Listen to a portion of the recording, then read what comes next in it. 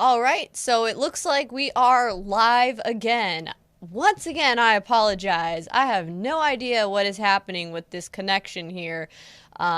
We've been double checking our internet speeds to make sure everything's good, and everything seems to be good on our end. I don't know how we can have 106 megabytes download and 6 megabytes upload and be having connection issues. But let's just continue on where I guess I'll start from the beginning. We're going to be talking about Charlottesville today.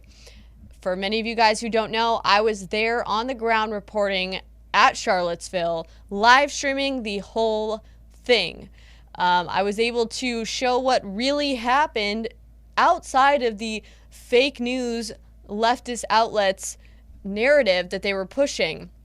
So we're going to go over some of the footage, actually all of the footage.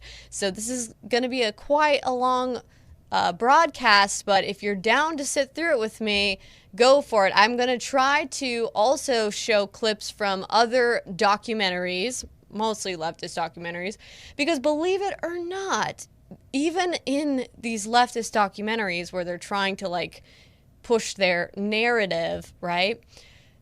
You can still pull bits and fragments of information out of them that are extremely relevant for evidencing that Charlottesville was, well, at the time I called it a deep state operation, but now knowing what I know now, I believe that Charlottesville was an IIA operation, a psychological warfare type operation, and you're going to find it pretty amazing after you see all of the evidence that we have here.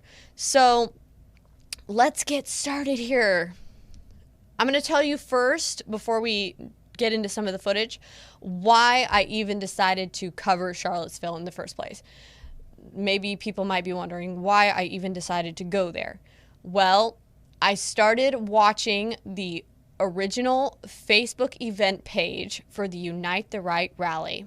If you remember, at the time, this is when a lot of Democrats were arguing that we should take down Confederate statues, which, you know, people argue that this is American history, that why should we be taking down history?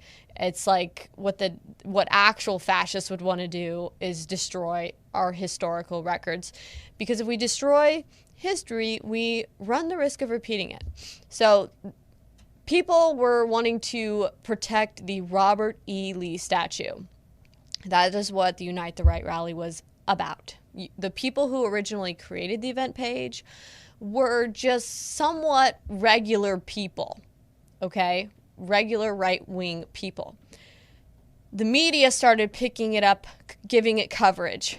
Next thing you know, if you looked at the Facebook event page, you saw all this activity where these extreme right, far right groups started attaching themselves to it, as well as these far left groups started attaching themselves to it. And you started to see this warring in the comment section between trolls and bots. Some of these accounts, you could clearly click on them and see that it wasn't really a real profile account. It was either just some anonymous person, or who knows if it was a bot. Now, knowing what we know about IIA, I believe that many accounts in there were bots fueling tensions and unrest amongst real people who were in the fringe groups of both the far right and the far left. So I went down there and I covered Charlottesville. Leading up, if you remember, Democrat Mayor Michael Signer, he was really concerned, and he was even calling in the National Guard. Okay, so they had the National Guard on standby. They had all these militarized police on standby. They had all the sheriffs on standby. Yet somehow Charlottesville was able to happen the way it happened. Because if you remember, they gave stand down orders. So rather than me just telling you it all from my words, even better, video footage. So let's get into that.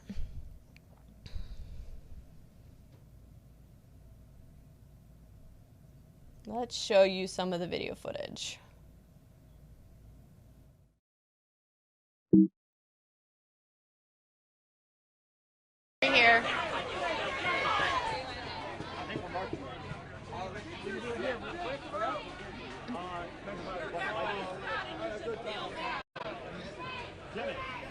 And you actually can't find this video footage anywhere on the internet. Millie Weaver reporting for Infowars.com. We're here in Charlottesville, Virginia, where we are at the Unite the Right rally, and there are also counter-protest groups out here. We've got Antifa, Black Lives Matter, and many other George Soros-funded groups.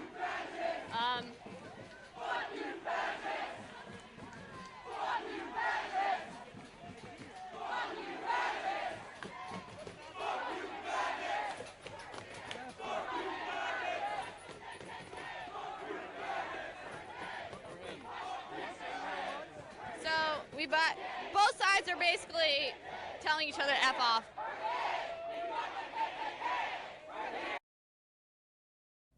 Okay, so what I want to point out to you here is, if you notice, I pointed this out in the original, the Shadowgate 2 documentary. Let's see if I can find it. Black Lives Matter and many other George Soros-funded groups.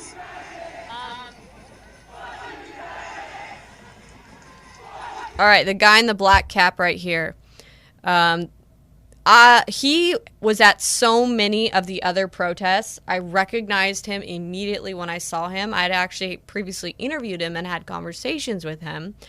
And he said that he's an Occupy protester. And, you know, I don't know if it was sarcasm or sardonicism, but he claimed, oh, I'm a George Soros protester. Get me my money, George Soros, you know. So he seems to have been a seasoned organizer for Occupy and a left-wing organizer at that. So tons of Black Lives Matter protests at the RNC, at the DNC, at many of these other events. And that's going to be a common theme here, where you see reoccurring people at all of these events.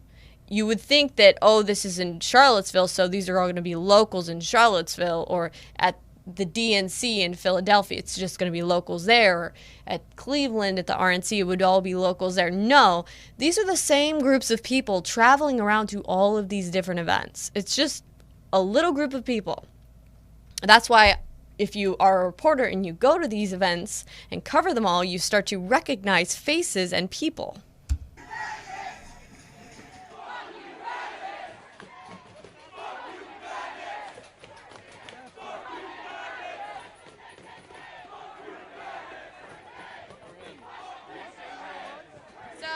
But both sides are basically telling each other to F off.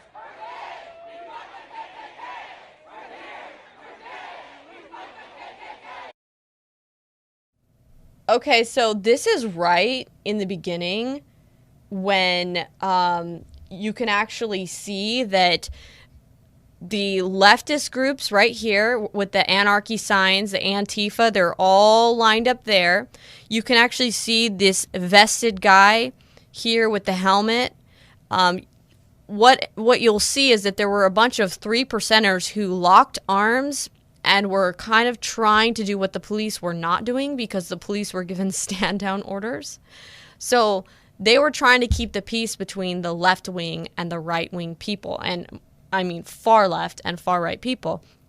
And you can see that the Antifa are already there. They're chanting things to instigate the right-wing people, and the right-wing people are chanting things to instigate them. So you'll see that this is when the police could have stepped in. If the police had stepped in at this exact moment in time and they themselves formed a barrier between these groups, none of the craziness that you saw would have happened, and it would have been greatly minimized. And that's what you typically saw at these type of protests in any other city, especially Republican-run cities. You would see the police instantly get in there, form a barrier, and keep everyone separated, respect everyone's rights to protest, and keep the peace. But they did not do this in this instance because, hey, this is Virginia. This is the same state where all of the private contractor corporations happen to be in. Okay, so it's no wonder that Virginia is where they did Charlottesville, when you've got all these private military contractor corporations there in this state. This is their home. So let's get back to it.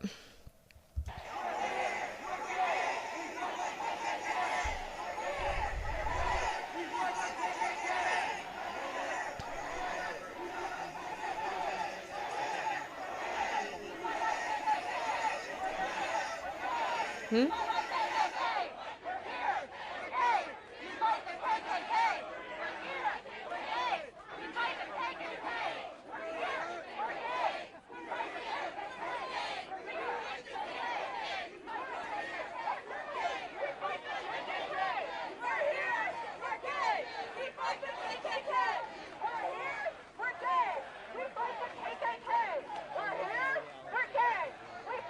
It looks like all of the major media outlets are here conveniently covering this incident.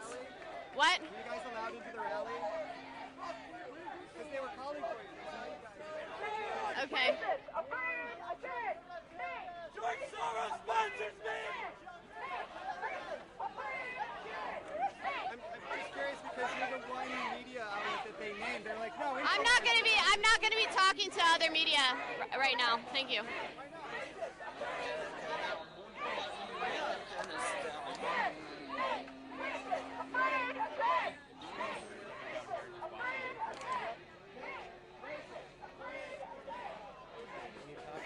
Look at all, you can see all the media standing around, all the journalists out here, predominantly left-wing journalists. Oh, this is interesting. My name is Lena. I'm a journalist. I wonder if I can take your picture. No, thank you. We are on public property. Well, you don't have to ask me, so. I like to be respectful, but I'm sorry that you don't feel like cooperating. Why are you here? Same reason you're here, ma'am. But you don't want to talk to journalists, and you are a journalist, so. Usually journalists are out here reporting on people that are actually participating in today's events. I'm interested in everyone who's participating, and you're I'm- participating too. I'm just out here covering the news, ma'am. That's all I'm doing. So.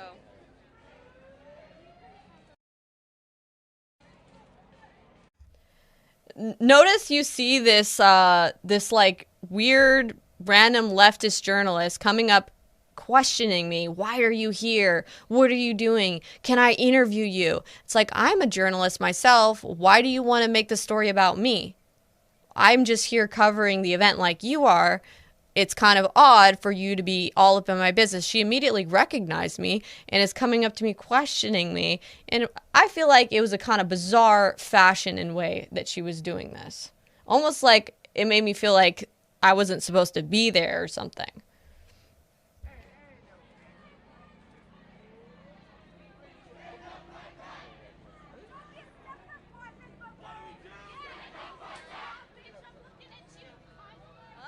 Oh, wow. Nice people.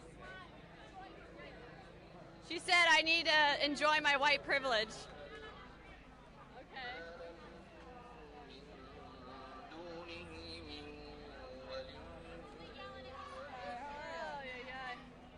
Would you like one? Well, you know what? Thank you so much for offering, but I'm not really hungry right now. But thank you. I appreciate it. Right now, isn't it? Thank you. That's nice of you to be helping people stay hydrated today. Thank you. Thanks. Welcome to Charlottesville. We love you all. Yes, thank you. Okay, so notice that this is the beginning, okay? You can see that there are some normal people there. Do you remember when President Trump said that there were good people on the left and the right that got caught up in the whole crossfire of everything and that got injured? And him also saying that there were bad people there on the left and the right that were there to instigate and cause problems. There were some just regular citizens there, okay, on both the left and the right. You saw like this lady with the basket of fruit and bread and things, obviously more aligned with the left. I saw other people like African-American conservatives standing with the group that wanted to preserve the statue. It would be really hard to argue that they were white supremacists, okay? And I mean, tons of just regular people on both sides. So when President Trump said that, that's what he was referencing. But of course, the media wants to spin everything out of context. So let's continue.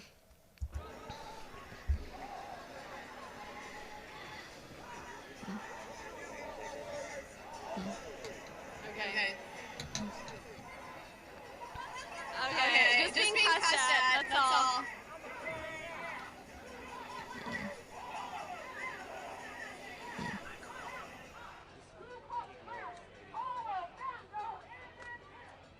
up here. It looks like people are kind of accumulating over here.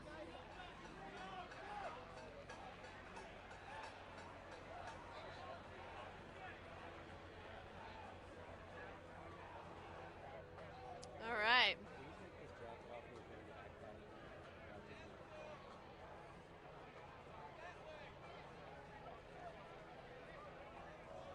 Okay, you can see the Robert E. Lee statue right there. Off to the side, you can see the right-wing people over there with their flags. 3,000 people, so you want to say hello?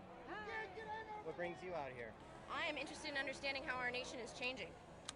And how is it changing? All sorts of ways. You don't think in any way that there's controlled oppositions on both sides of this to support a police state agenda? I'm sorry? Do you think that there's controlled opposition on both sides of this in order to support a police state agenda? I don't actually think that's what's happening, but I understand why some people might believe that to be what's going on. I don't think this is about a police agenda, but... What do you think it's about? We literally are seeing the same people here. Yeah, these are all, like, I've recognized several people that are, like, literally all across the United States at different protests, busting opposition on that side and on this side. Yeah, so, I mean, it looks like this... To me, it looks like it's a police state, deep state operation, if you ask me. So let's go. The deep state is that interested in Antifa, but...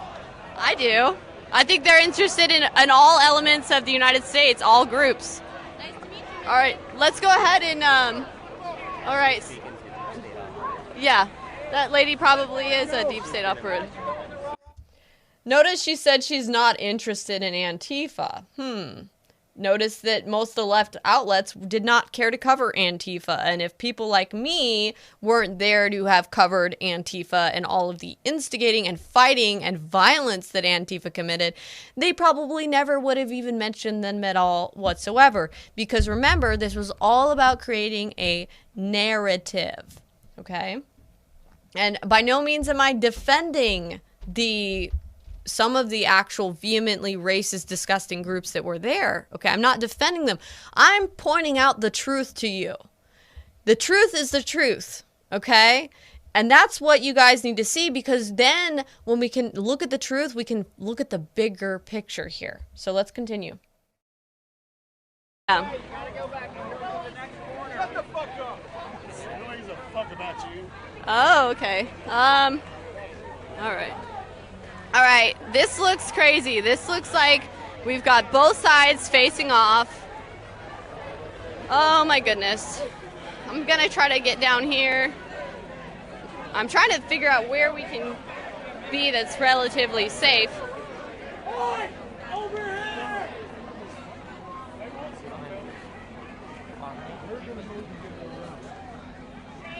Get ahead, cycle.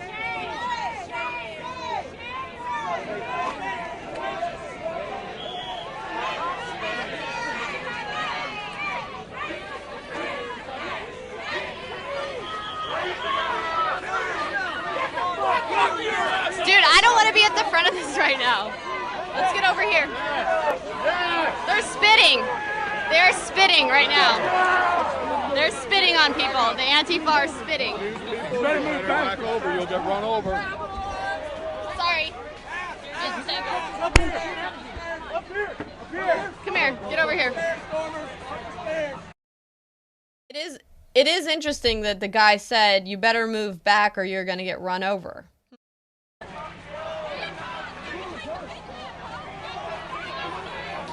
Just stay up here. This is getting too crazy. The Antifa were spitting at people. We are in the middle of it right now, guys. We're in the middle of chaos. And the Antifa were spitting at people.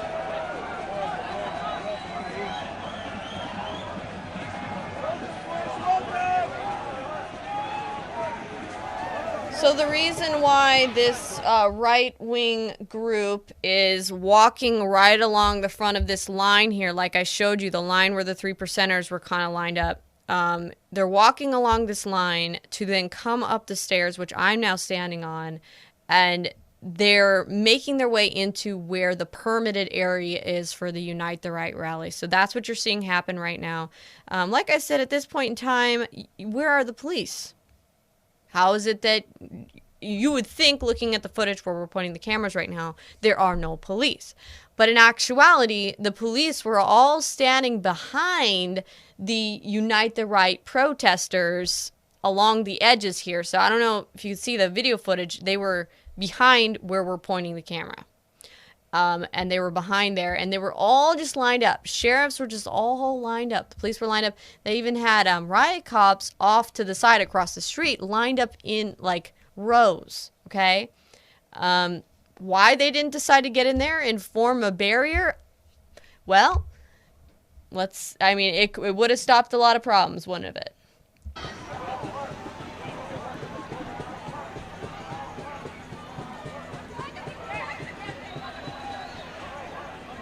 Both sides seem to be... It's almost like you can see all the, like, there are regular people there at this time, and you're noticing that the Antifa agitators have rolled in, and they're there standing amongst the normal people, and then also the far-right agitators are there rolling in, and it's like everyone's just waiting there for the craziness to start. Looking for a fight, it seems like. Definitely seems like both sides are... What is this right here? I'm telling you, man, some of these guys literally look like CIA. Like, look at this guy here telling people what to do on the Antifa side. This looks like it has Deep State written all over it, guys. Literally. It looks like we've got Deep State organizing people on both sides of today's event.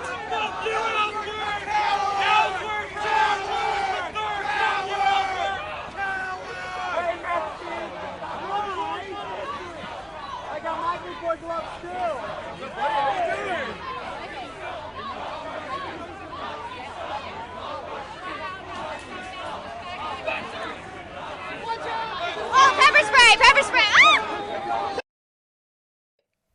All right, so first thing you see here, before violence is really ensuing, so far we've seen Antifa spitting at the right-wing people as they're making their way in.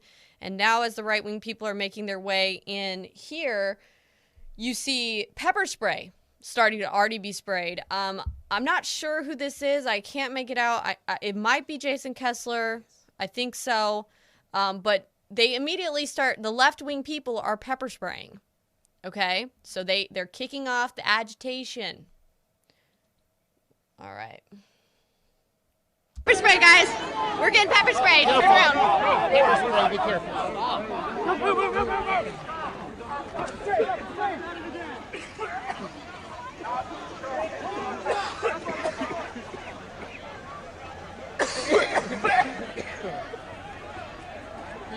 You're right.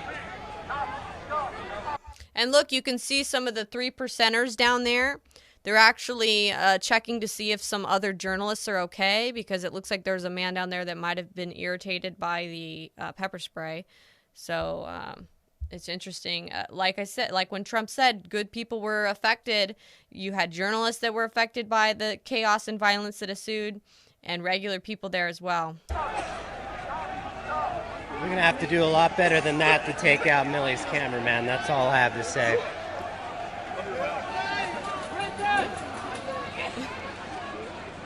Millie just got pepper sprayed. I'm going to go ahead and check on her and make sure she's okay. She got taken away by a large crowd of people trying to protect her from the commies that are pepper spraying people. So let's go see how she's... You can see right there. Yeah. Let's go see if we can get back with her.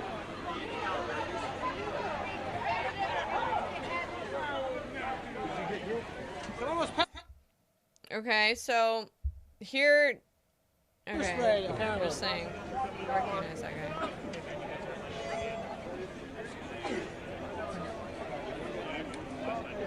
This is a little sketchy for you guys, though.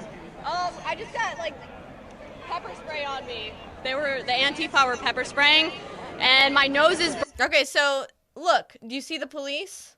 Do you see the police here? There's a couple standing there This guy here, there's a whole lot all behind the barricades, behind the crowds of people, the Unite the Right protesters.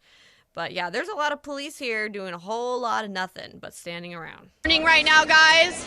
My throat is kind of burning. The Antifa just jumped out and started pepper spraying. The police seem to be just kind of sitting back, guys. They don't seem to be doing anything. They're staying out of it. I'm surprised I don't even see the National Guard jumping into play here, but literally, I just got pepper sprayed on my body. Luckily not in my face. It was from far away. My nose is burning right now, really bad. I think we should, this is crazy, guys. It's literally like, this is about to go off. People are already pepper spraying. I saw 2 guys jump out on the side of the counter protest, pepper spraying.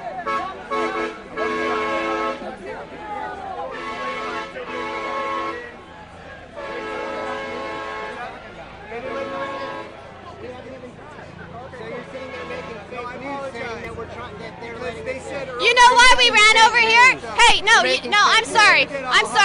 You know why? You're lying about it? I ask you something. You got. Okay, so this is someone trying to like accuse us of why are you standing with the Unite the Right people, right? Because before we were actually standing down there by the Antifa left-wing people, and when we were standing too close to that area, pepper spray coming from them and that direction was being sprayed, so we ran up the stairs to get away from the pepper spray, and just so happened to be standing up by where the right-wing people were, which didn't mean we were affiliated at all.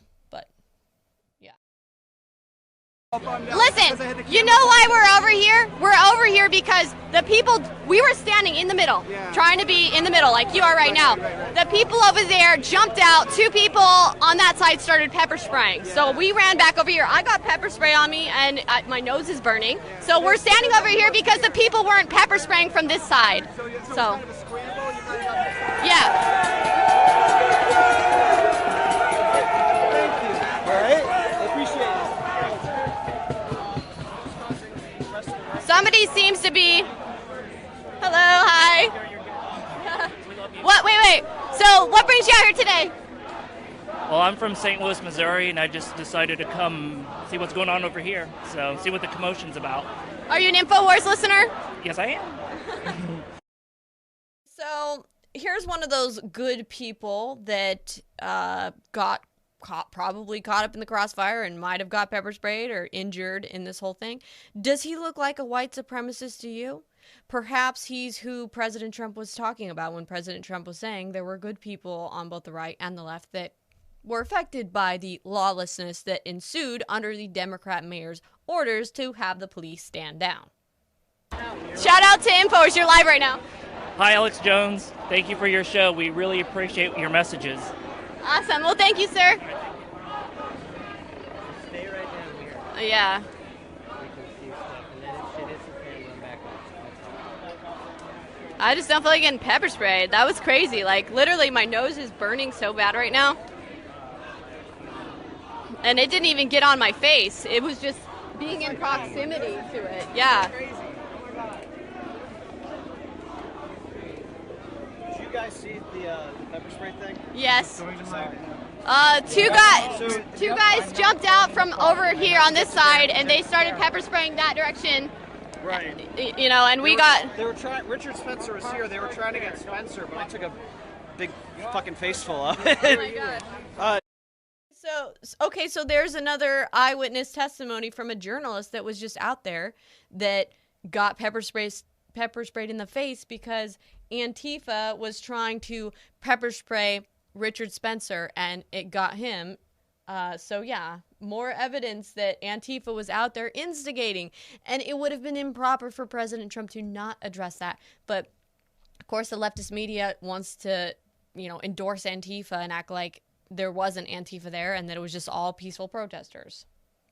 News2share.com, based in Washington, D.C.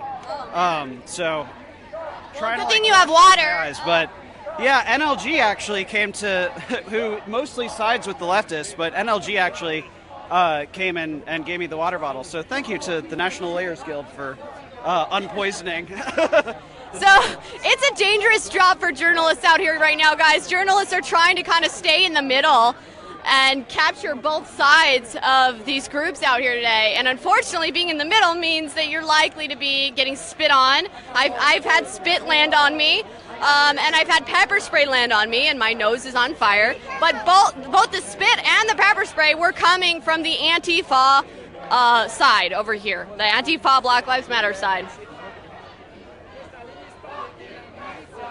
And people ask, why did you run? Like, I have other journalists hounding me. Why did you go on this side? Why are they letting on this side? Well, we went over on this side because the people over here, the Antifa and Black Lives Matter, have been making threats of violence toward us because we're InfoWars and they hate us. So that's why.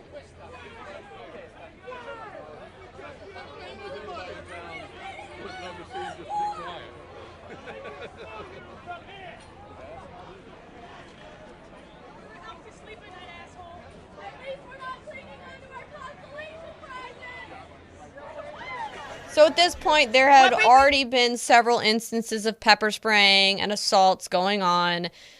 Why did the police not step in and separate the groups? I mean, give me a break. You guys out here? Okay, Antifa. It's to shut down free speech, I'm guessing. You selling any nootropics? It doesn't seem like What? You selling nootropics from Alex Jones? I bought. What's your favorite? Vitamins? I love the Flintstones. You know, I almost forgot.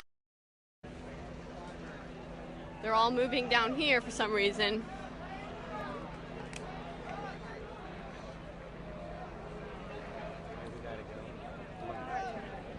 I don't know. I think it's a way to get people out from. I think they're drawing out the. Let's go ask these people what they think about the violence. Yeah. All right, so notice you see them, the left-wing people. These were the ones that the mainstream media were taking all these photo ops with, saying that these were the like preachers and the Black Lives Matter and the peaceful protesters that were standing against the white supremacists, right?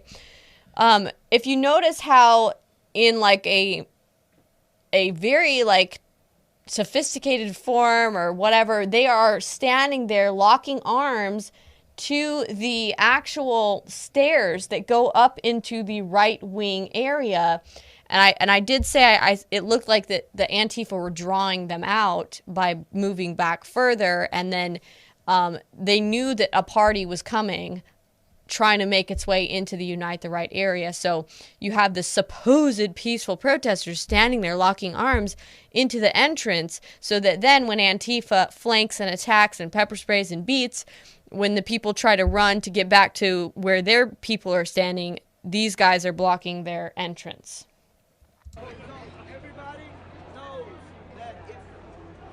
What do you guys think about the violence that's going on here today? Oh, sorry, ma'am. What do you think about the violence? White supremacy is What violent. What do you think about the violence going on here today? White supremacy is violent. Yep. What I want. Would you agree that there's kind of violence going on both sides?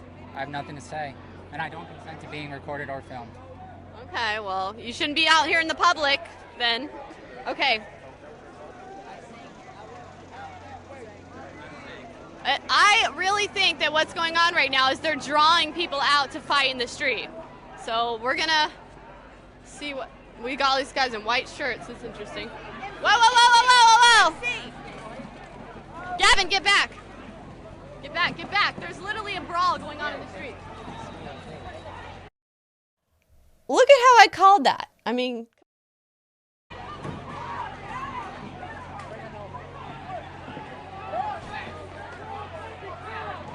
Keep your eyes around you.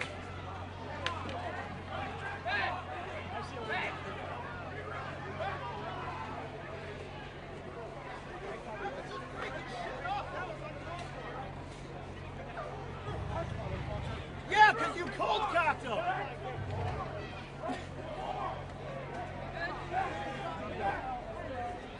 And look at all the media journalists there with their cameras, getting their photos for their photo ops and their video clips, you know. Too crazy to have Millie on this, so I'm just I'm gonna cover as much of this as I can. Millie's back where the pepper spray and fight's not going on, and I'm doing you guys a service by putting myself out here, make sure we get as good a footage as we can so we can see what's actually going on here. Go home, Nazis go! Go home, Nazis go!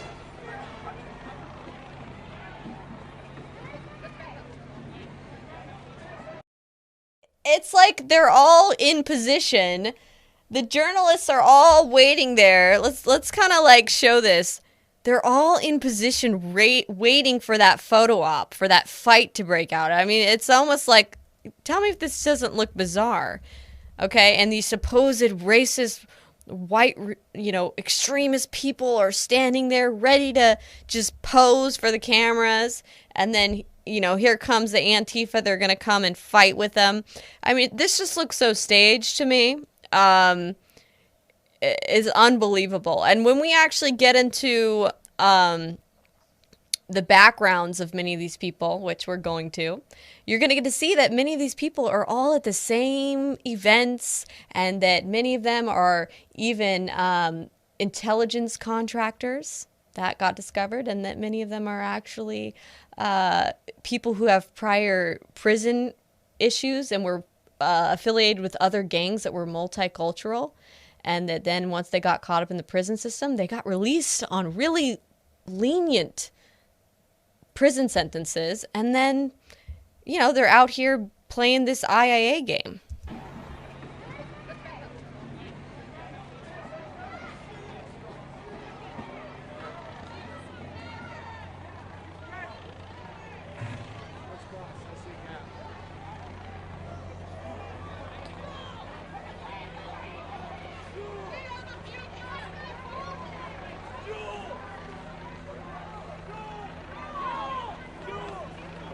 I mean, this looks like some Renaissance fair thing. You can see them. Millie's up over here hanging out. Why are the police not separating it? From the violence. And I'm over here just making sure it gives much of this covered as possible. Definitely seeing people here that have been in Austin and other locations that we've covered. Our suspicion is that this has a lot of elements that are controlled opposition on both sides of the fight. I would even suggest that a lot of the fighting going on is being instigated by people that are provided agitators from both sides. For instance, there were more peaceful groups here that don't seem to be getting the limelight as much as these violent groups. So this is what it looks like when the classic liberals and Trump supporters let the more fringe aspects of political dispute take control of the narrative. Are we going to let the violent fringe groups control the narrative? That's really the question we have today.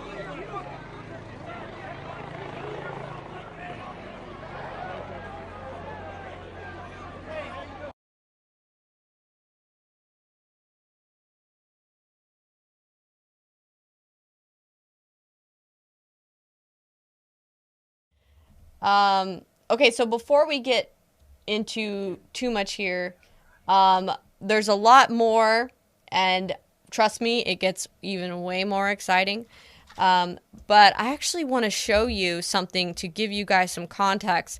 When I'm talking about many of these people being protesters that go to many of the same rallies, I want to show you this clip of this documentary. Now, mind you, this person is his Frontline, PBS, that did this documentary on Charlottesville. But the guy does a relatively decent job as far as digging and investigative journalism. Obviously, the spin is leftist narrative, but what he finds, actually, you can see, if you know how to look between the lines, you can see how it actually evidences PSYOPs. So let's look at this clip here. Who were these white supremacists who had descended on Charlottesville? And why did the authorities seem so unprepared? I arrive in New York to meet with a retired FBI agent, a man who infiltrated neo-Nazi groups during the 1990s.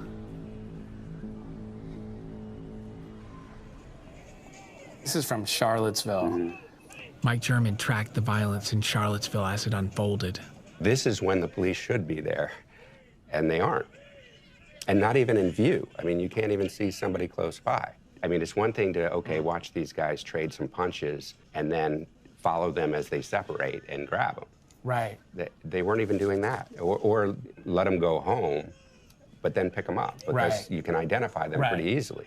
And what's interesting about Charlottesville is that it was after almost 2 years of increasing violence at these protests. There was Anaheim.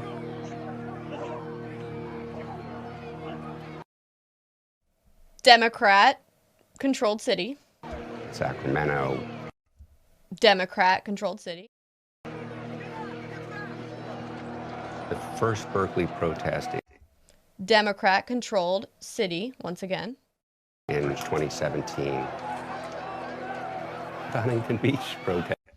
Democrat-controlled again. Yes. The second Berkeley protest was even more violent. The 5th, 6th, 7th in a series. I could see from my office here in New York City how this was building. This was not just predictable, but predicted. I couldn't believe that there wasn't better intelligence being provided by the federal government, by the FBI, Department of Homeland Security. Particularly when people are coming in from out of state, they should be warning them. These are people who engaged in violence in Berkeley. These are people who engaged in violence in Huntington Beach. Where was the FBI? And unless the FBI, too, has just abandoned this ground, which I would find even more shocking. Notice it is acknowledged that the people at Charlottesville were routine people that attended many of these other violent events all across the nation. So you have to ask yourself, who is paying for these groups to travel around to all of these different protests? Who's paying for it? How do they do it if they're working jobs? I mean, you got to think here, okay? And when he's talking about, when he's saying, I can't believe that there wasn't, intelligence or FBI intelligence that could do something about these people that were professional agitators going around committing violent acts in all these cities and just getting away with it. Here's the real answer. That's because it was an intelligence operation, and many of these people were assets and agitators working on behalf of the intelligence agencies. And most of them, some of them were intelligence assets themselves, and others were people who had criminal rap sheets that were part of other gangs and then got filtered into the extreme right groups. And if you don't know, many of these extreme right, like far right white supremacist groups, it's been known that many of them deal drugs for the CIA and for the FBI. So we're going to get more into that, though. Let's keep watching. And your sort of sense is like, if you allow folks to go out and act very violently over and over and over again in these political spaces, then they basically start to think, hey, the cops are okay with us. Right, they're going to protect me coming in, let me do it, and then protect me going out.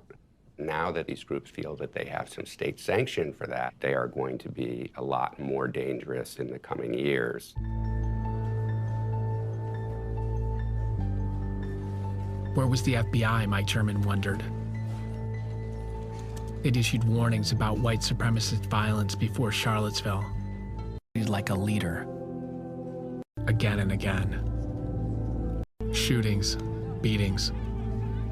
At rally after rally leading up to Charlottesville, I see the same faces again and again. One face stands out to me. I first noticed him at a pro-Trump rally in Huntington Beach, and he surfaces again at other rallies where he's treated like a leader. After he's briefly detained by police, I'm finally able to identify him. So why are the police catching and releasing these people? And remember, it's, if not even more effective, to place in agitators into the right-wing protests to then make the right-wing protests look bad. That's even more effective than even just having Antifa go and fight them. You see, we already know Antifa is a terrorist organization. We already know Antifa is as criminal as it gets. But that's a video for another day, and we're going to be touching more into that when I release the Sunrise Exposed documentary about the left-wing side.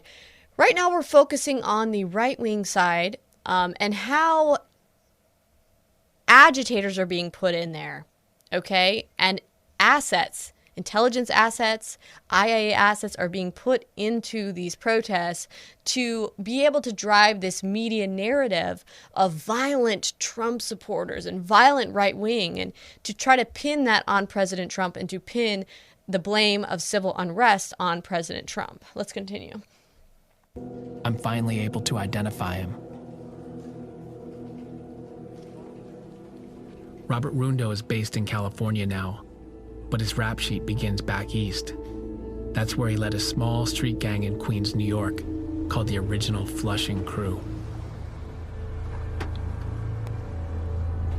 The Queens DA shares Rundo's file with me. Rundo's Flushing Crew wasn't racist and included a few Latino members. They got into a bloody feud with the infamous street gang, MS-13.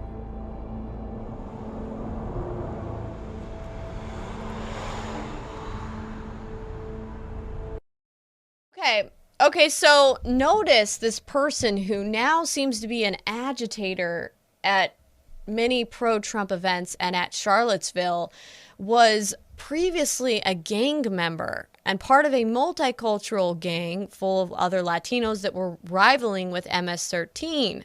This person had a criminal history. This person did a heinous crime and should have been put in jail for a very long time, but instead got let out only on 2 years. Okay, after 2 years got let out, immediately got put into the supposed extreme right groups, and at that point was working as a leader for them. This is the classic MO for when the FBI sends in infiltrators to steer these groups, to compromise them, to get them to sell drugs for the FBI, for the CIA. They're what's called FBI informants, okay? You really don't think, I mean, let's look at the FBI. We know that the FBI hates President Trump, okay? It's not a rocket science. It's after what we saw with Comey and everything else, the FBI does not like President Trump, okay? So you have to question why these people, these former gang members and others, were playing this role in these riots, in these street fights that make Trump look bad, okay, at the end of the day. You know, and I'm seeing that some trolls are in the comment section saying that somehow I'm by me exposing this, that this is anti-Trump. I'm sorry, but exposing this exposes that Trump is once again being attacked and he's being framed by intelligence agencies that are sending in thugs that are FBI informants, okay, to go in there and do these street actions and little street plays like it's a Renaissance fair to get into fights so that the left-wing controlled media can all do hit pieces and run narratives. So we're going to get more into that, but, you know, by no means is this anti-Trump or anti-conservative, okay? Because these people aren't even real conservatives. The ones that we're calling out as the agitators, these are assets and agitators that are being put in here to make conservatism look bad. Within MS-13, Rundo was known as El Diablo Blanco. In 2009, he was filmed by surveillance cameras in front of this corner store. Rundo's crew can be seen chasing members of MS-13. Rundo stabs one of them. His victim falls as he tries to escape, and Rundo stabs him 6 more times.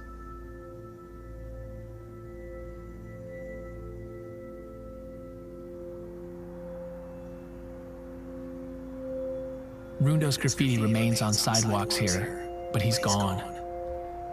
He was sentenced to 2 years in prison for gang assault and sent up. Okay, so he gets only 2 years in prison? My goodness, for stabbing someone? Wow. State.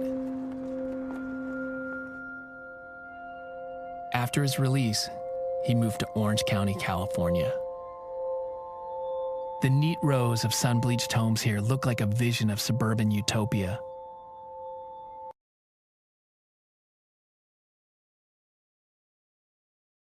Okay, I'm going to show you one more person that they found out, one of the people that was at Charlottesville as an agitator that was also at many other events in California as well, Berkeley events as a violent agitator.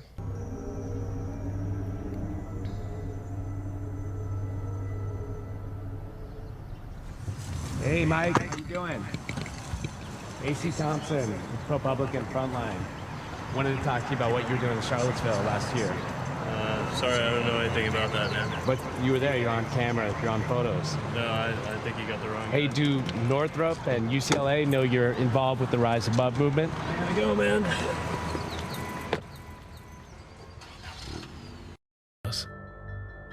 The one wearing the Make America Great Again hat and punching people in the face. Then I get a tip from a local cop. The man's name is Michael Miselis.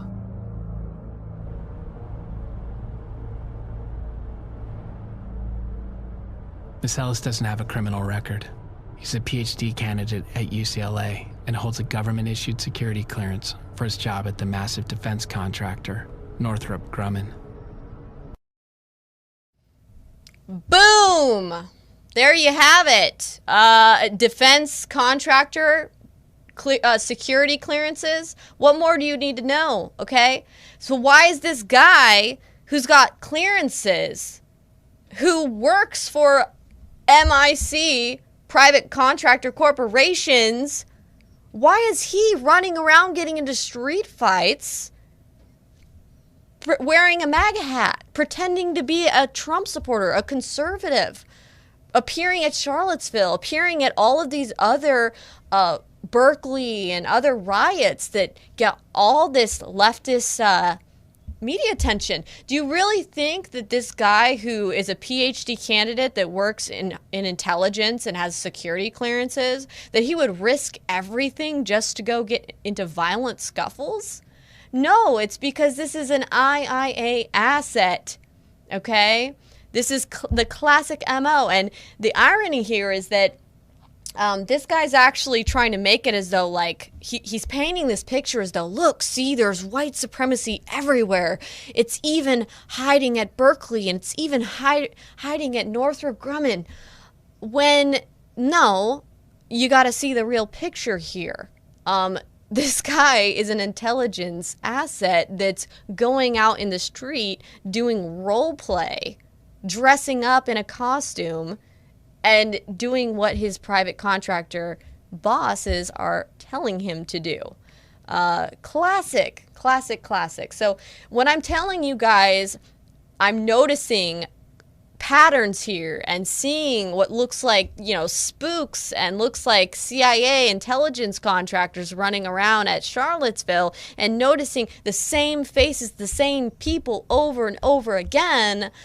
Look, it's because these people are FBI, assets, I guess you would say, or informants, FBI informants, or they are intelligence assets working for private contractor corporations like Northrop Grumman. Okay? You think this is the first person? This is just one of the people that this journalist happened to find out after doing some digging. So, okay, I think that's pretty much what I wanted to show you from that for now, but I'm going to take you back to Charlottesville footage so you can watch the violence really escalate and the stage theater continue.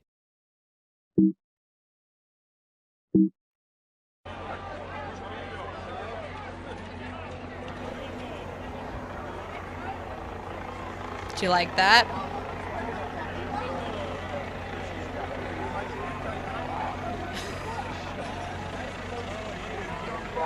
Northrop Grumman.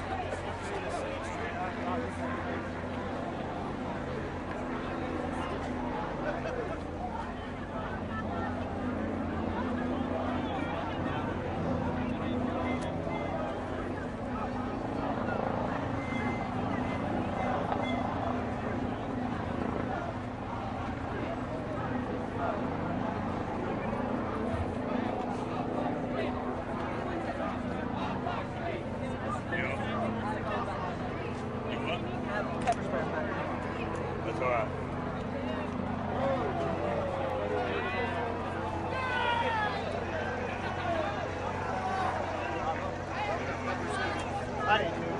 Rinse it off.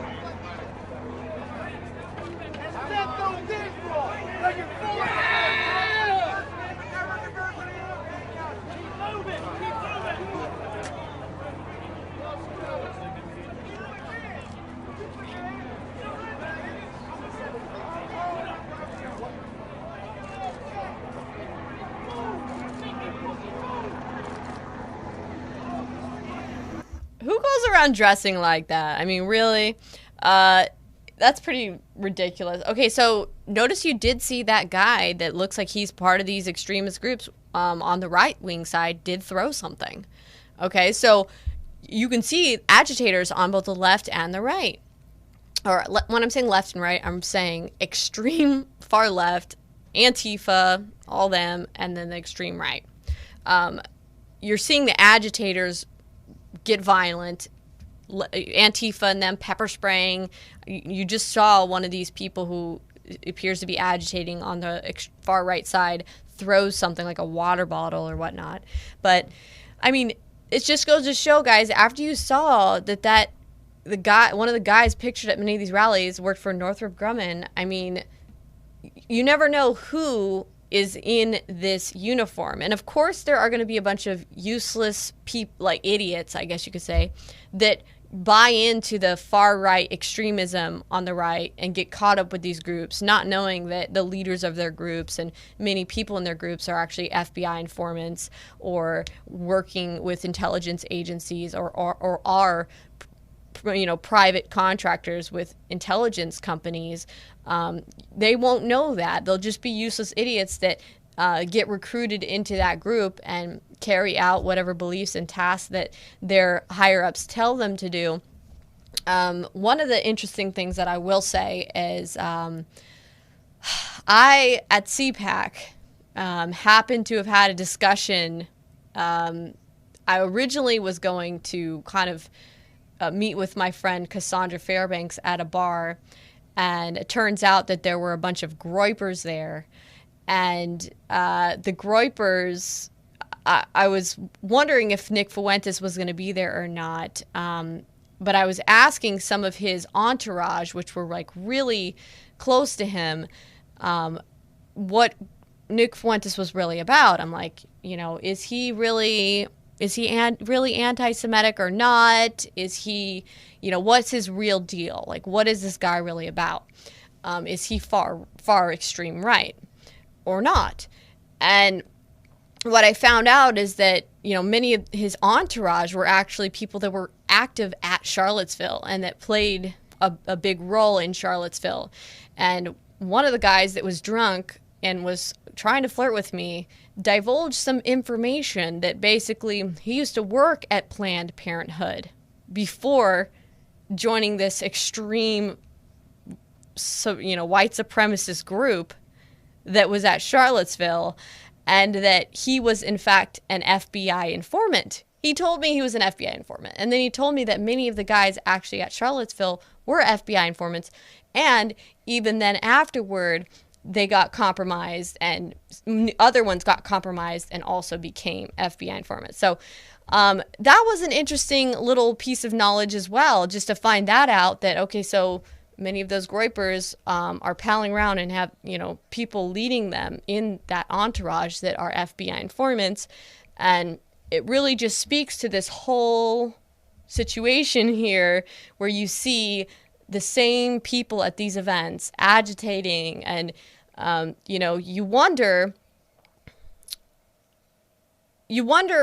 why would the military-industrial complex want far right and far left people fighting on the street? Why?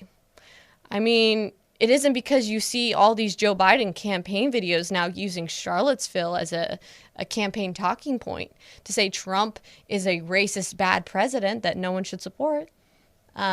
You see them using it in all their left-wing attacks on President Trump and on conservatism. So I guess that's why. So let's continue.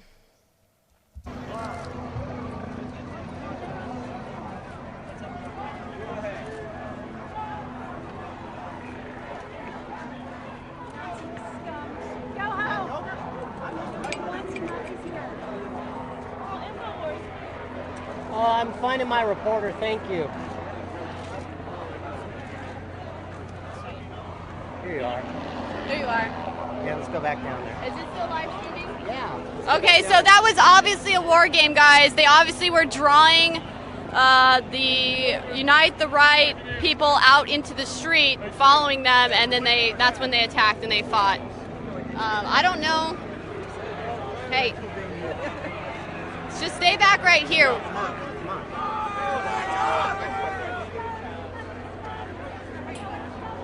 Okay, I want you to ask this lady how we're Nazis when it's the people on the left that are spitting, throwing stuff, and starting most of the violence. This lady right here at the office.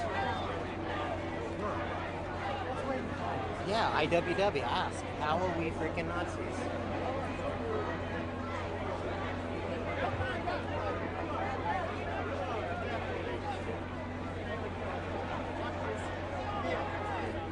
Workers' power!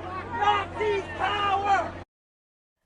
And these look like the same IWW kids that I've seen during the RNC in Cleveland. And they were palling around with that guy John from Occupy that frequents Cleveland all the time in Cleveland's protests. So IAA on the right, IAA on the left. Workers' power! Nazis cower!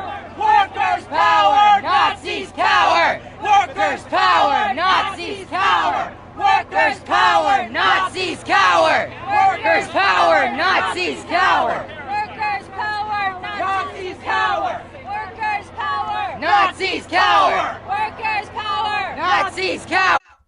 And mind you, that reminds me that actually you could not find a hotel in Charlottesville when Charlottesville was happening. So if you need any more evidence that Charlottesville wasn't just some, homegrown thing, that these were all people from out of state on both the left and the right, every hotel room was booked up in Charlottesville. You could not find a hotel room. People were renting out like Airbnbs. Everything was booked up. Because this was all people from out of town and other groups just coming there. It's like they're a mobile band of protesters and agitators that travel around the country and commit all these acts. It's pretty amazing. The violence that's coming out today. Nazis cower! Workers' power! Nazis cower! Workers' power! Nazis cower! Workers' power! Nazis cower! Workers' power! Nazis cower! All right. Nazis cower! Nazis cower!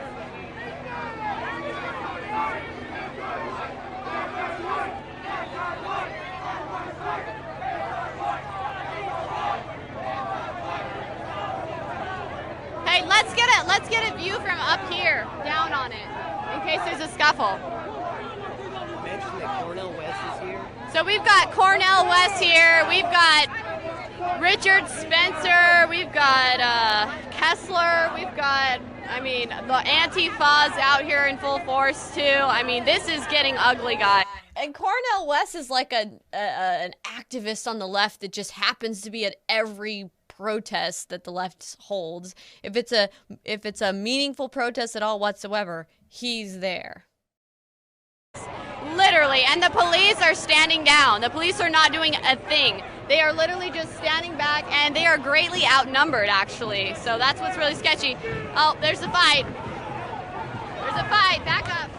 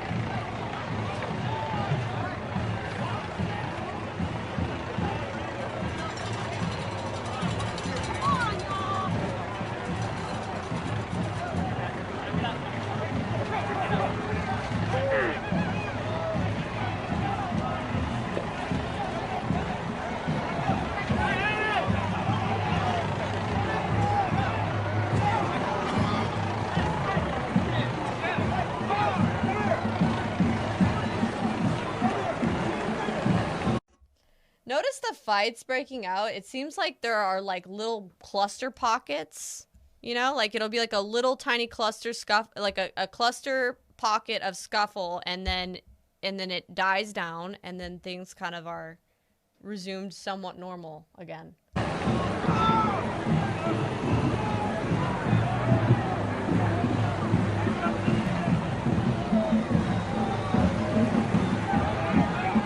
Again, the police appear to be allowing these fights to take place, so it's a real question as to really what they're doing out here. If they're going to let people beat each other, pepper spray each other, and not do anything about it, then why bother being here?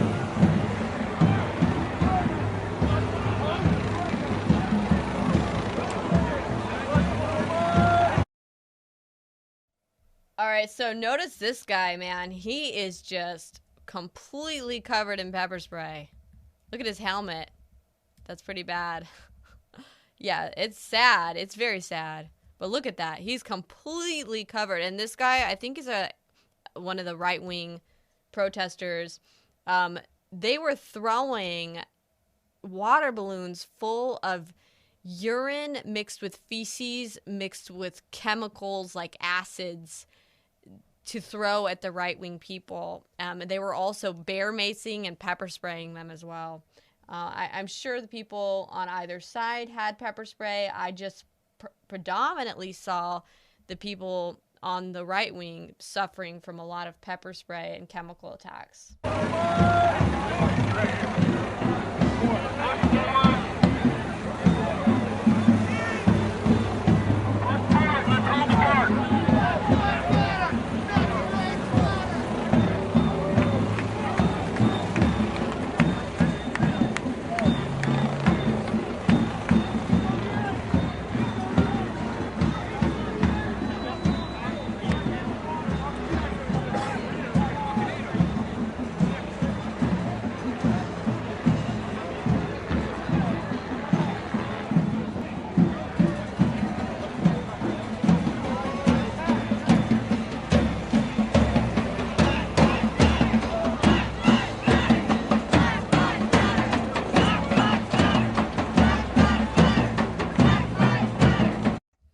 Look, it's our friends. It's the Black Lives Matter groups, the same groups that burn down neighborhoods and buildings of black communities because, you know, they think Black Lives Matter. So they're going to burn down black neighborhoods because you know, they think Black Lives Matter. It's the Black Lives Matter, and they're all white. So interesting.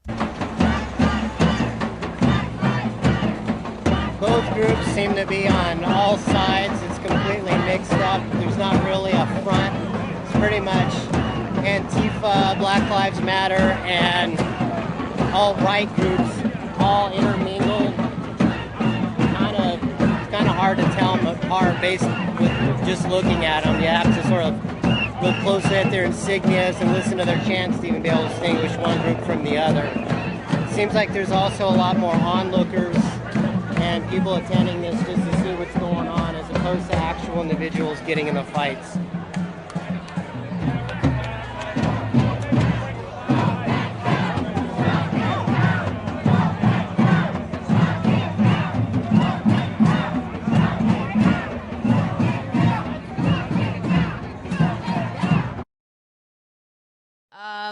If you see that looks like a red spot on the clothes, that might actually be from some of the water balloon splatter of the chemical water balloons.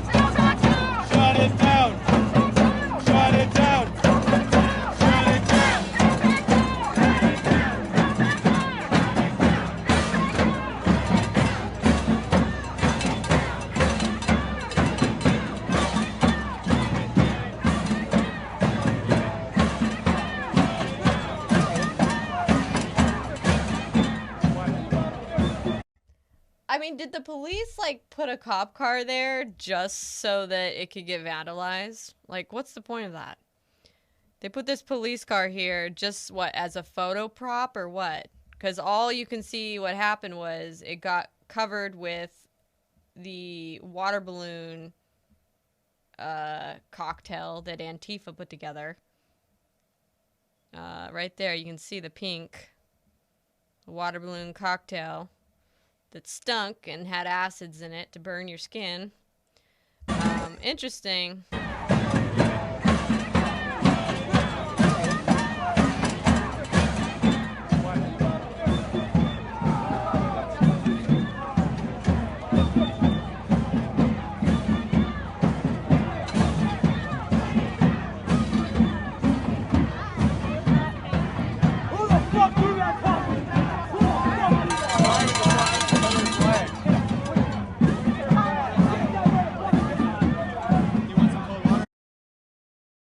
You can see there's an Antifa guy here with a baseball bat.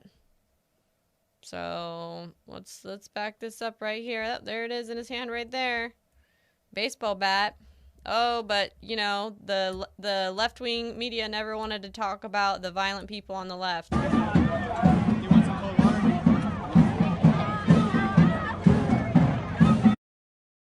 Oh, and he just threw a water bottle. Yeah.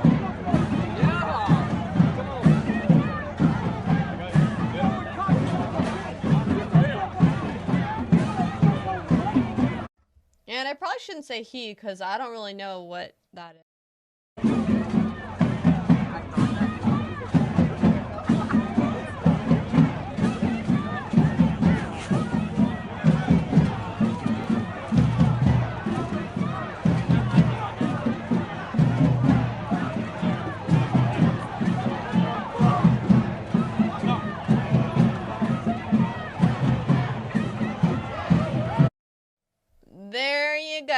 There you go right there.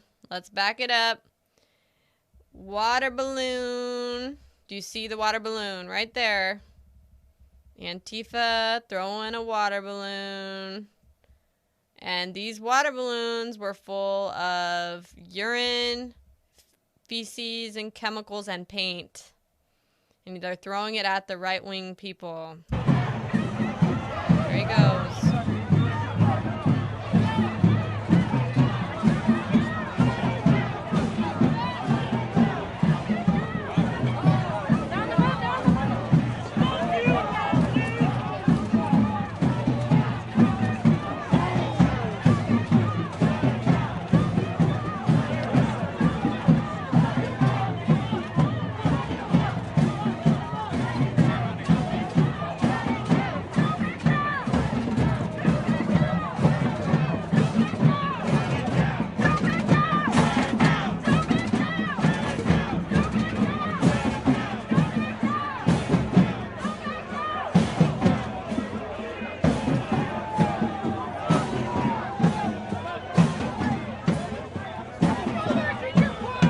We have a sort of a projectile battle going on right now where bottles of water and balloons are being thrown around.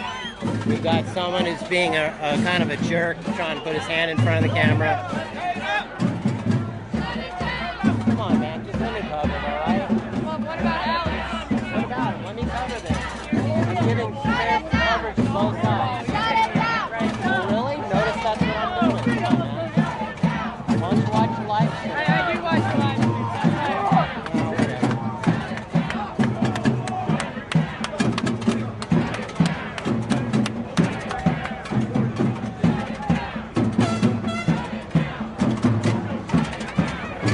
So right now my cameraman's standing amongst the leftists, and you can see him kind of panning back and forth between the leftist crowd and the right-wing crowd.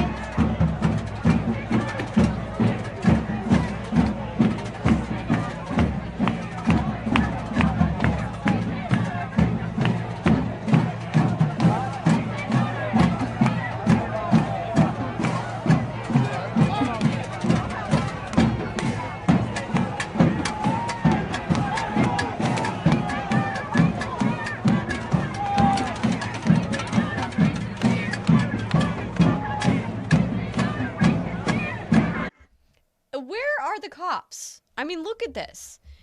This looks like the far right guys, okay, holding up their shields. And maybe, like, if people were to look at the photos and be like, why are they all militarized wearing helmets, holding shields? Well, I'm guessing that they were anticipating Antifa throwing things, because Antifa sure was throwing a lot of things. So here they are holding up shields, but then again, where are the police? Where are the riot cops? I'm sure a lot of these police officers wanted to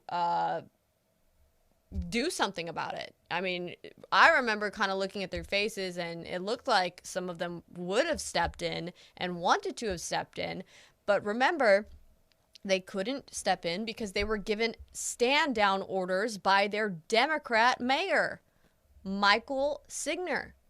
So, you know, you have to wonder, when everyone talks about the death of Heather Heyer and how she was killed and how violence escalated and how people were beaten in the streets, should we really just be blaming all of that on these right-wing groups here, far-right groups, just because many of these far extreme right groups and the white supremacist groups have viewpoints that we find abhorrent?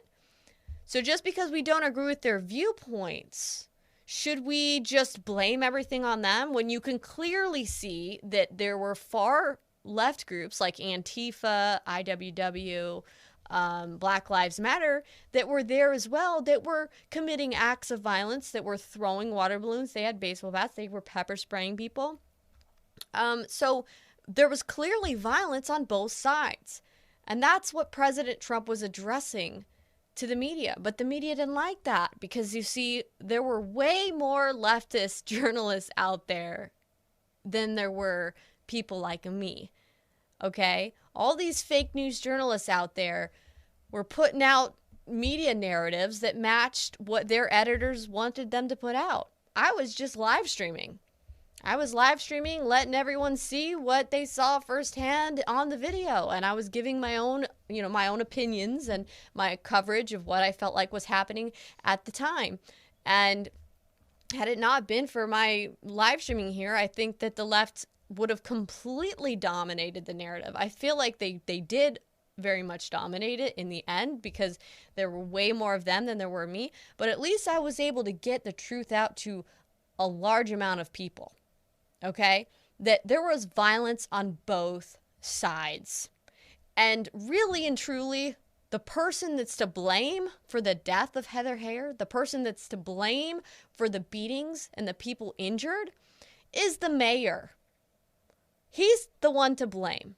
Okay, and these other intelligence companies that were running IIA operations on United States citizens in order to control a media narrative to attack the President of the United States.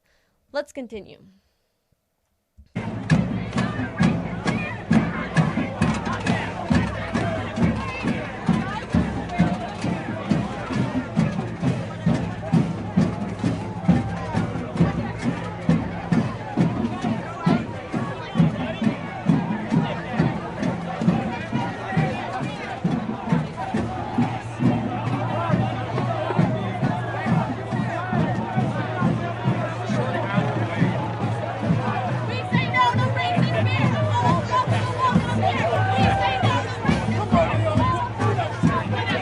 Like they have police copters just monitoring the activities. Again, police aren't doing anything.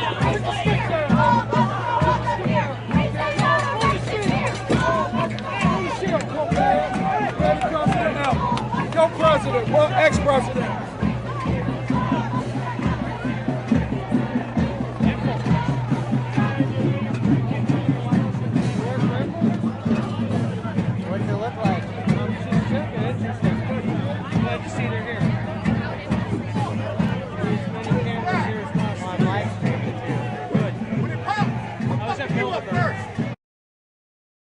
Okay, this is key. Let's back this up a little bit.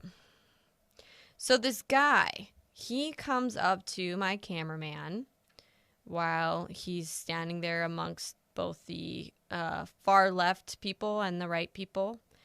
And he comes up and starts trying to give him some intel about Antifa and the FBI, working with Antifa. And so this is key because this is right before my cameraman gets pepper sprayed by what appears to be an Antifa.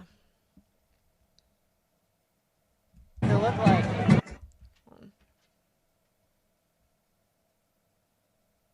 What does it look like? Glad to see they're here. Okay, wait. How far do I need to back this up? Go president, well, ex-president.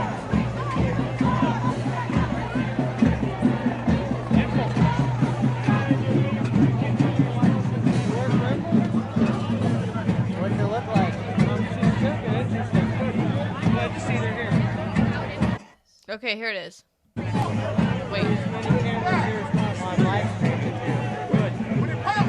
was at Bilderberg. I was at Bilderberg. This looks like this whole thing's got control. The Antifa? Anything's possible. I'm here as an individual myself and a couple other people with different groups. I believe in their free speech rights, but the Antifa guys are all Ford Foundation connected and Soros and FBI. We're saying that white guys that are agitators from everywhere we go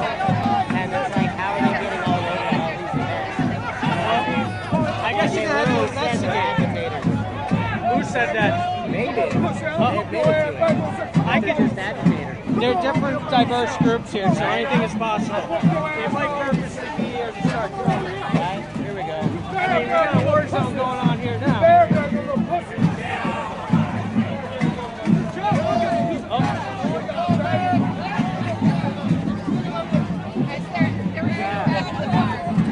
Well,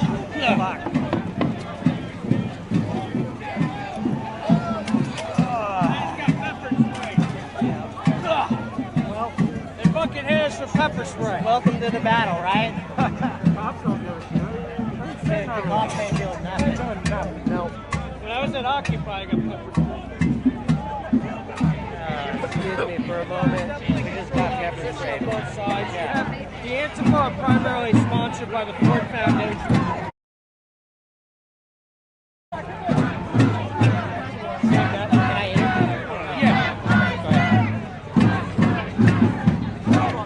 Let me know when you're good. Hi, my name is Gabe. All right, so here comes the pepper spray moment, and this is the person who does the pepper spraying. This crazy individual. My name is Gabe. Fuck you! Chill out, dude. Just talking about. Chill out. If it works, I got your back. I'm talking to people. I talk to everybody. You see this? You yank it out. I got your back, buddy. I got your back. I'm just here to. Why are police intervening in the fighting? That's what I want to know. Yeah, I'm trying to keep both sides. I'm here to keep it. Look, another journalist saying, why aren't police intervening in the fighting? You know what I mean? Self-defense.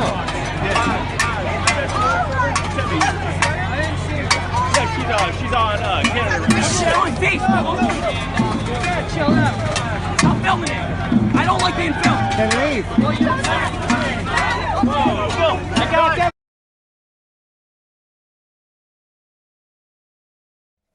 Oh, there it is right there. The Antifa person or whatever pepper sprays him in the face. Right there. Boom. I don't want to be filmed. Well, then you shouldn't be at a public event where 1 million media cameras are. But you're going to pepper spray one camera guy just because you're on video? You're on video with the camera guy behind you. This moron. Leave. Oh, but look at that. Look at this mainstream media. Like, this is a big camera right here. This is not some little tiny person with a pocket phone. This is a big-time camera pointed directly at this incident where this left-wing extremist psycho pepper sprays my cameraman in the face. And the guy got it all in camera. So who is this person that got this great shot of this instance of left-wing violence at Charlottesville and never published it? I got that on camera. Here's pepper spray. I got that on camera. Buddy, open your eyes. Grab that. I got water. Open your eyes. Turn your head up and open your eyes. And you're gonna have Phil. Just open your eyes as wide as you can.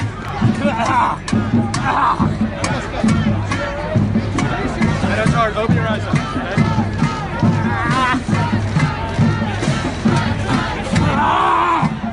You can do it yourself if that'd be easier. I can hold yourself right.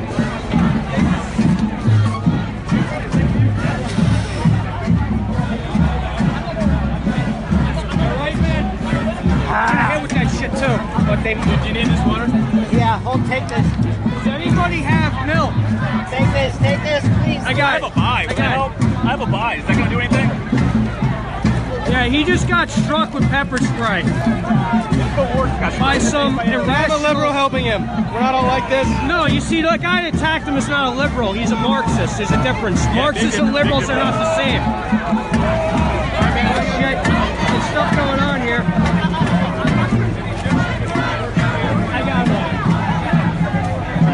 Tell me if my Millie. Millie, where is she? All right.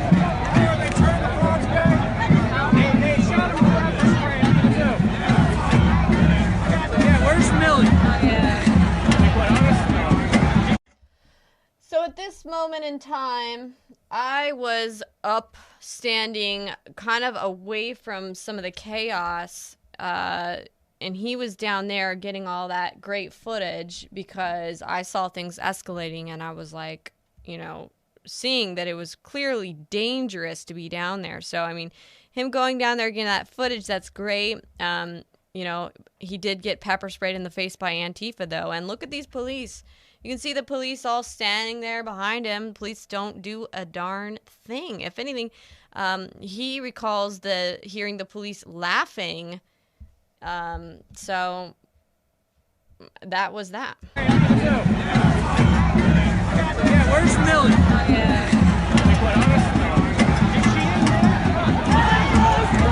I gotta get in here.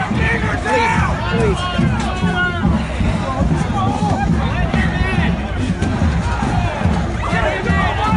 Please, let me through, please. Please let me through. Please let me through. White lives matter! White lives matter! White lives matter! White lives matter! White lives matter! I just got pepper sprayed really bad, guys.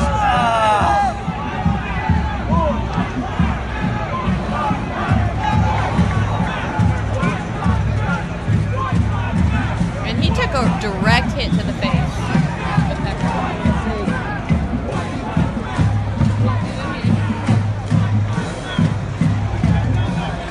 Hey, where's the medical team?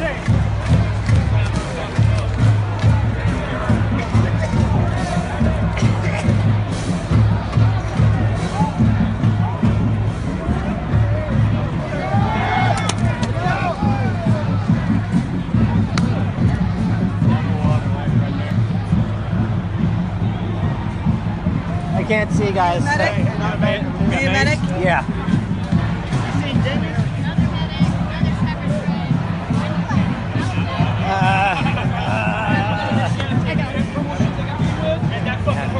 Here's the medic.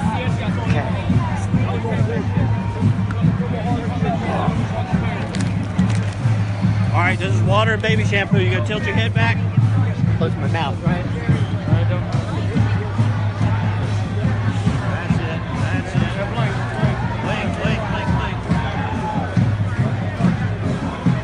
All right, here. Thank you.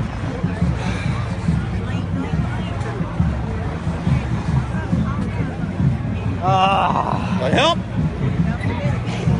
Put some more shit on there. Come on. Lift it. Lean back.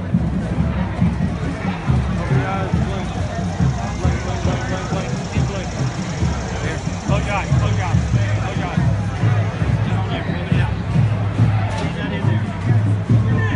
So at this point, he's over here with the I guess you would say, hold on, let me get this. He's over here with the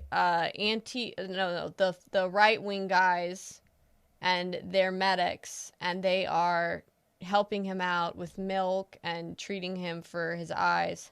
I got baby shampoo. What?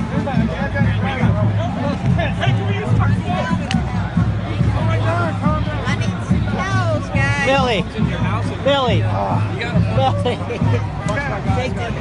Oh my god!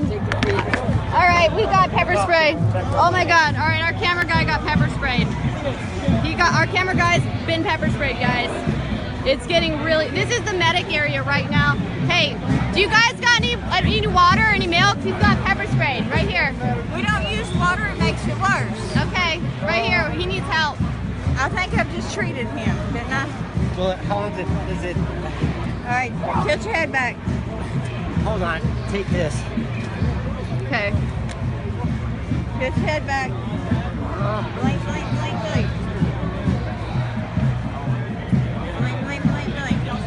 Just keep blinking. Blink. Don't stop. Let it run out. Your head, break those holes. Blink. Well, anybody got sprayed? All right, now sit your head up. All right, guys. I don't know if you can hear me right now, but our camera guy right now has been pepper sprayed. This is why I kind of stood back, because I was like, you know what? It's gonna get crazy in there. I do not feel like getting pepper sprayed. And I'm just going to tell you guys right now, literally, the violence, the throwing of things, the pepper spraying, everything has been coming from the side of the Antifa. Hold on, just wait here for a second, okay? It has all been coming from the side of the Antifa. Literally, guys, literally. I don't think anyone even on this side brought pepper spray.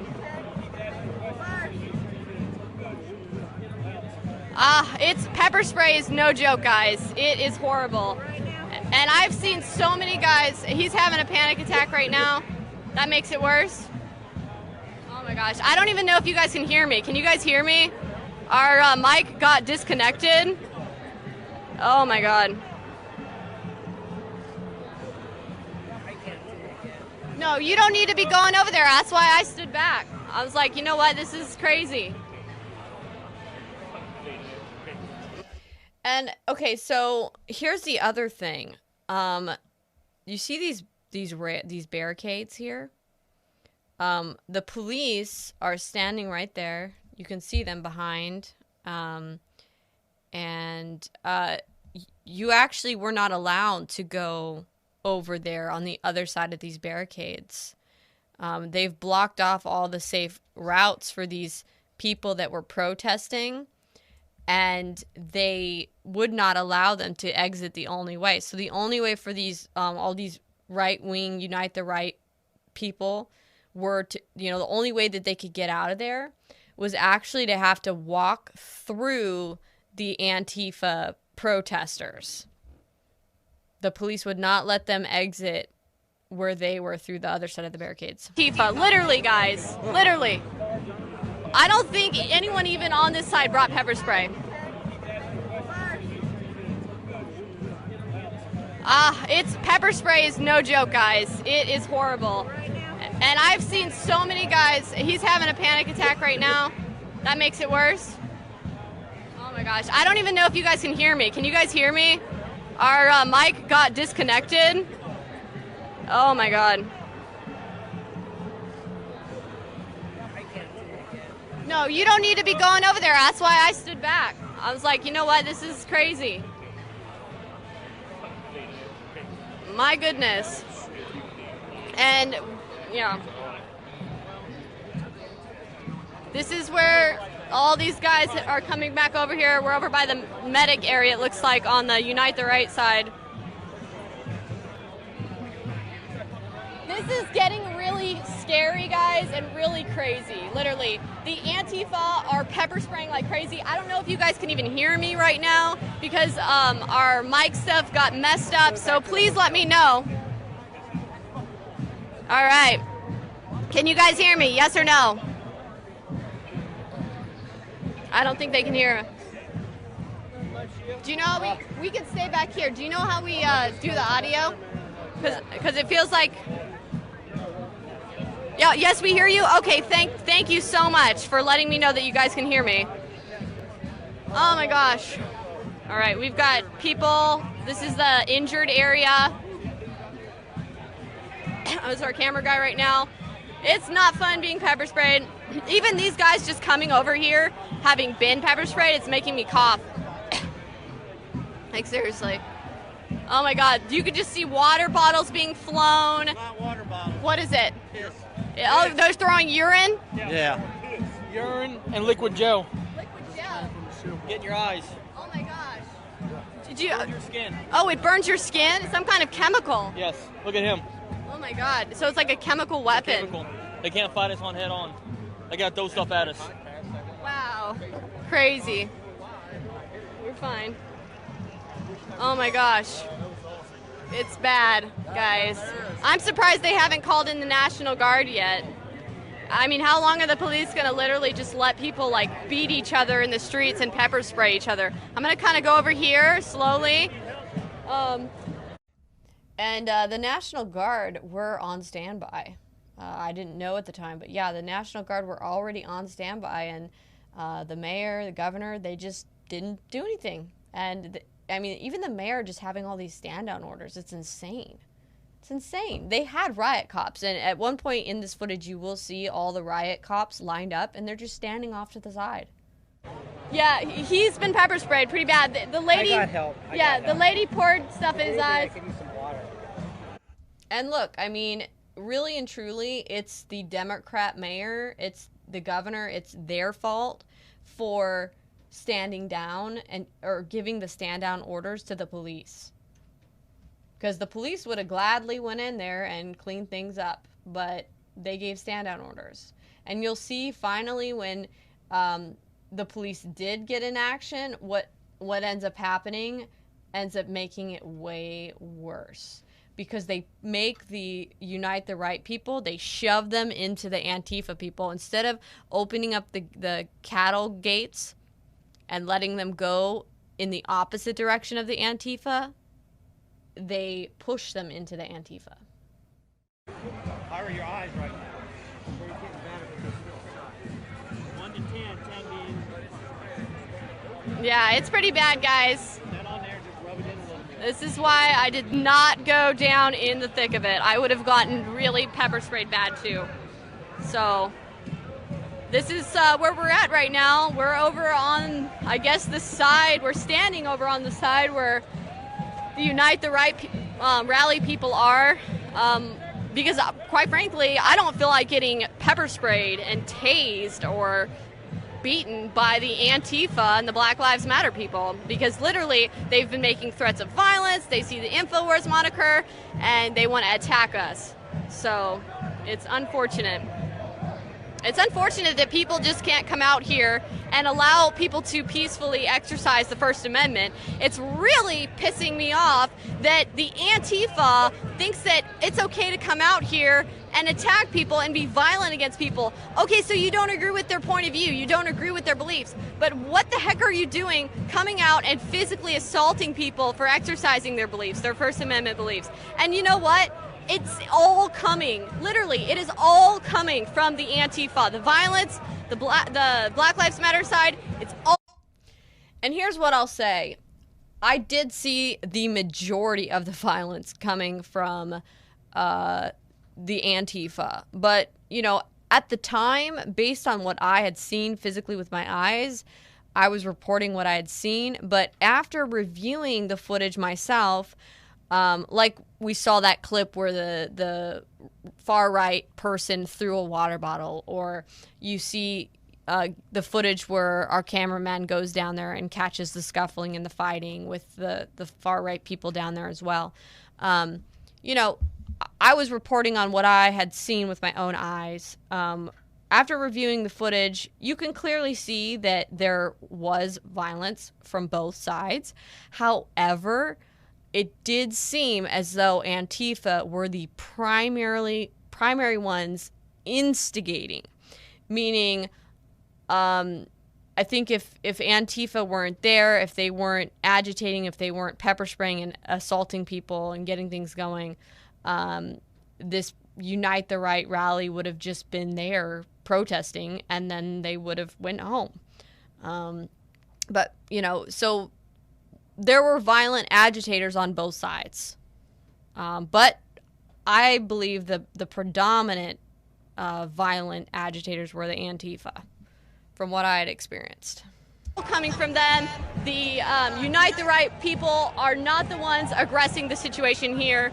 It is the counter-protesters that literally are coming out here to kill Nazis, smash Nazis, so on and so forth, all of what they're saying. And, you know, I personally don't agree with Nazism. I think it's stupid. I don't agree with people being racist and whatnot. But at the same time, I don't agree with these crazy communists and violent people coming out to physically, forcefully shut people down and shut down people's First Amendment right to freedom of speech. Both sides should be allowed to come out here and voice their opinions, and they should be doing it peacefully. I don't see why the police are standing down. Literally, the cops are standing down right now. I think it's probably because they're greatly outnumbered right now.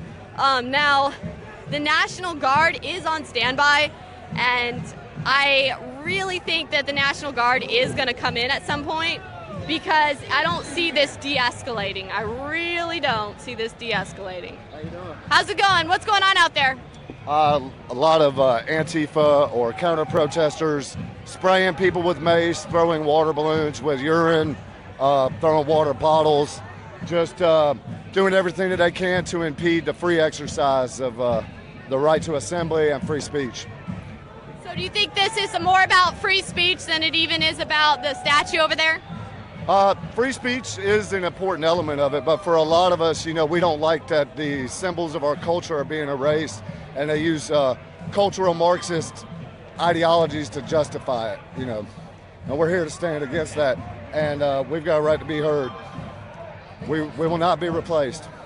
Well, thank you very much for talking to me. Yes, ma'am. What's going on? You wanted to come talk to me? Yes, please. I'm here, independent. I'm friends with Lauren Southern and Brittany Pettibone and some of the other ones on YouTube. I was talking with Oren Schroyer. I don't think he really remembers me the other day.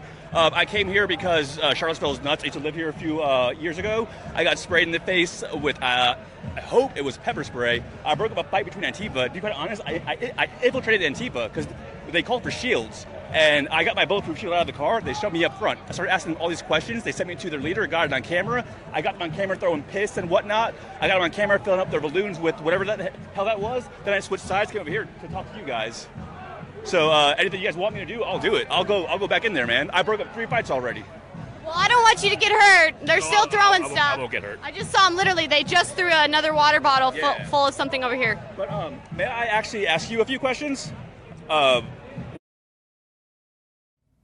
Okay, so we are clearly in the barricaded area with the far right supposed people. And remember when I said that there were far right groups that were, you know, some of the groups were white supremacists or white nationalists. You had David Duke, Richard Spencer. I mean, look, some of the groups were what you think they are, right?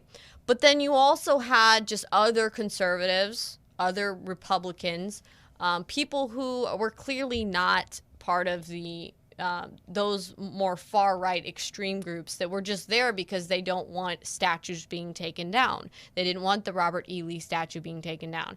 And like this guy said, who's clearly not a white supremacist, he was pepper sprayed in the face.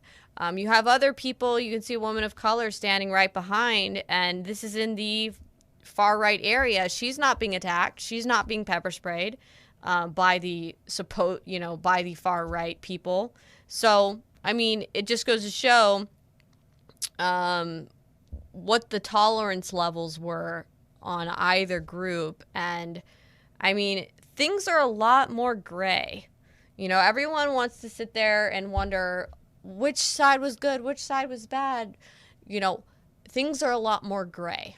That's what I've always seen, is that it's not a black and white issue. You can't say, oh, all the Unite the Right people are bad. You can't say that, because there was people like regular individuals, like you see here, that they just were there to support the existence of a statue, and they didn't want history being taken down, and they believed in free speech. And then you had, obviously, like I said, the agitators, and you had agitators that were assets and working for defense intelligence companies. You had agitators that were FBI informants. You had all these like paid protesters that literally travel around to all these different cities and have been taken, you know, captured in images and videos at Berkeley, at all these other protests, at the RNC, the DNC, on both the left-wing side and the right-wing side. So you had these clear agitators on the left, far left, and the far right that were there to play a role and to get into it and to get violent with each other. And somehow these people can get violent in all these cities across the nation, and none of them get arrested. They don't get in trouble. They're clearly seen on video. Why doesn't the FBI track any of these people down? Yeah, it's because they've got handlers. They're not just rogue people going around doing these things. Some of them are useless idiots, but the ones who are key players that are being shipped around to these events, you know, it's because they're, you know, like I said, intelligence assets. And then, of course, you had some normal people on the left-wing side, too. It wasn't just all Antifa or all Black Lives Matter. You had some just other left-wing people standing out there. And then you had a ton of journalists, a ton of reporters. So it's clear that this wasn't just the big bad, mean white supremacists attacking the peaceful leftist protesters that were linking arms singing Kumbaya. Okay? Like, that's the narrative that the fake news media was showing you and that they still try to paint today. When clearly, based on my footage, you can see that things were very, very different than what the media was portraying. Okay? And look, we have to look at the evidence here. Whether or not you agree with these people's viewpoints or ideologies, it's okay to think that, you know, these white supremacists or white nationalists, that their viewpoints are disgusting and that you disagree with them. But we need to look at the evidence of what actually happened, okay? So that we can get the bigger picture, like I said, that this is an IIA operation. At the time, I just called it a deep state operation because I didn't know the technical terms. IIA operation. We're going to watch a little bit more of this Charlottesville footage. It's kind of coming to a crescendo here. You're going to see very soon tear gas canisters going off that Antifa threw at the right-wing people. And then you're going to see the police disperse and shove the right-wing, far-right people into the leftist, far-left Antifa groups. And that is when all-out chaos is going to ensue and violence. So you're going to see that as well. But afterward, after this footage, you're going to want to stick around because we're going to be going over never-before-seen IIA manuals brought to you by our whistleblower, Patrick Berge. So you're going to get to see the actual IIA manuals and handbooks and how this stuff is all planned out. Let's continue. What is InfoWars? What is their goal here? Our goal is literally just to come out here and cover it. We're just covering it, and you know, as far as my own personal beliefs, I think that people should respect each other's right to the First Amendment, and people shouldn't be violently attacked for coming out and protesting, regardless of what their beliefs are. So I'm totally against what the Antifa's doing by physically assaulting people out here. Totally. In a nutshell, I say lower my taxes, read a book. Don't tell me what to do. I won't tell you what to do with your body. Don't tell me how to spend my money. Plain and simple. Plain and simple. I just saw some guy, it looked like he had like blue ink on his face. I saw the Antifa a minute ago. They had some kind of a cooler with water bottles filled with some urine and some kind of other gel-like substance that burns your skin. Yeah, it's some kind of a chemical weapon. Oh, there you go. They just threw another one. The shield and my glasses got it. But I just want to say, Millie Weaver, a huge fan of yours. I love your commercial. I buy your shampoo, but not for me, for girls I know. But like I'm a huge fan, and like. Woo! Watch out! Oh my gosh. Okay. All right. They're throwing. Oh, okay. Now they're throwing it back. Oh, okay. Some kind of ball. Oh my gosh. All right, guys. This is crazy. This is really crazy, guys. I could try to get closer. I'm a little bit, you know, hesitant because I really don't feel like getting pepper sprayed in the face right now. I mean, I don't know about you guys, but being pepper sprayed in the face does not sound fun. Oh, watch out! Okay, these are water balloons with a goo-like substance. I'm going to try to get up here and show you what the substance looks like. If you guys think you know what it is, it's purple, bluish looking, and that is what it's on this guy's shirt. He's got urine, he's got some kind of purple blue substance on him.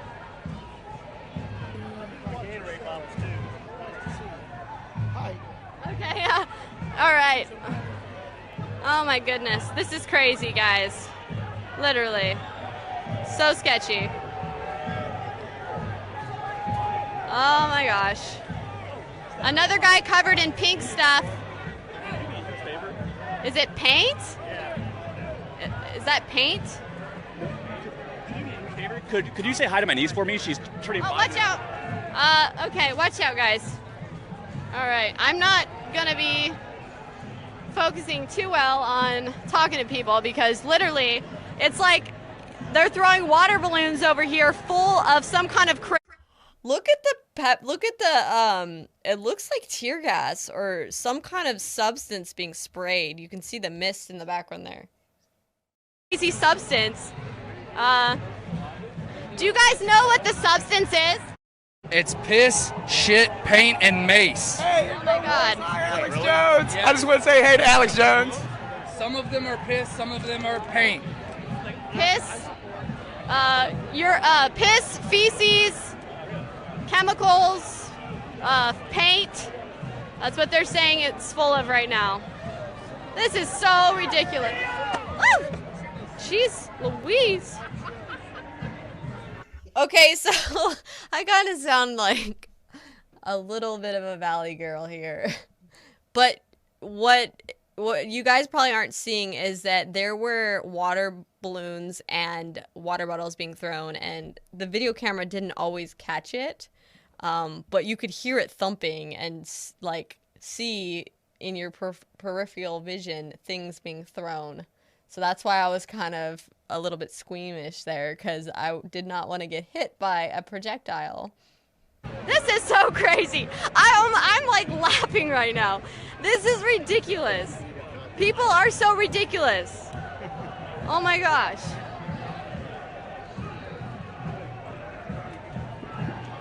I mean, what do you guys think? What do you guys think? Do you think people should be allowed to exercise the First Amendment without being physically assaulted? I mean, it's kind of a no-brainer here, but apparently that's such a hard concept for the Antifa. Oh, watch out! Oh my God. Okay, so you can clearly hear the water bottle thud the ground there. More water bottles. It's a hard concept for them to understand.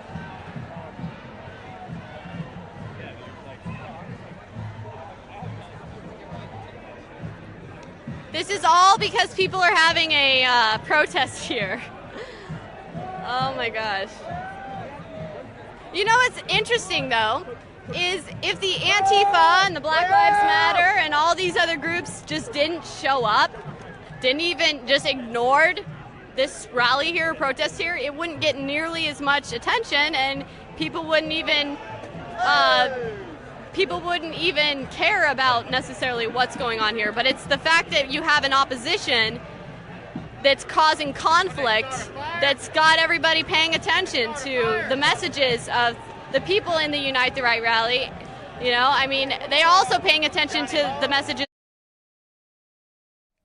I think I saw a water bottle flying from the right-wing people. Let's just back that up. And I don't know if... Oh, was that it? No. I don't know if it's that they were picking them up and throwing them back, or if it was the glimmer with the flag.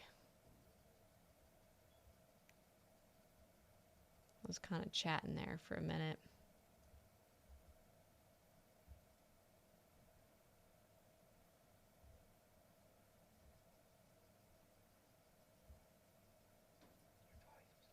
Okay, maybe not. Maybe... Oh, yeah, I think that was... Okay, something. See that water bottle? Yep. Yeah. Okay, so watch here. Up in the right-hand corner, you'll see a water bottle being thrown from this direction. Care about necessarily what's going on here, but... And I don't know if it's that they were throwing them back, whatever, but, you know, as you can see, it's a all-out crazy situation out there. It's the fact that you have an opposition that's causing conflict, that's got everybody paying attention to the messages of the people in the Unite the Right rally. You know, I mean, they're also paying attention to the messages going on over here, but what kind of message are you sending when you're just physically assaulting people?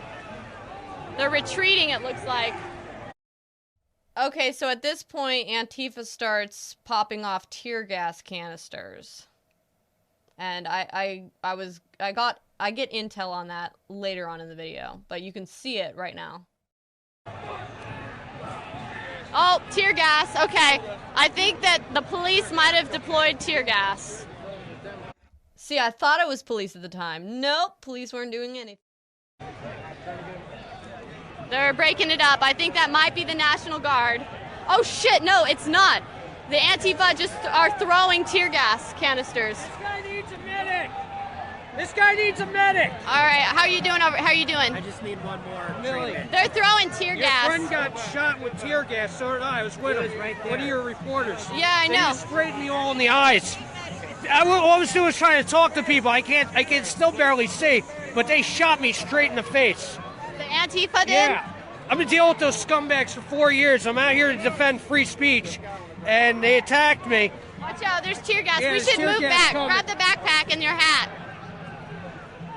I was at Bilderberg as well. Oh, yeah? Yeah, I was at Bilderberg. I got a selfie of Robert Zerlich. But it looks like they got tear gas.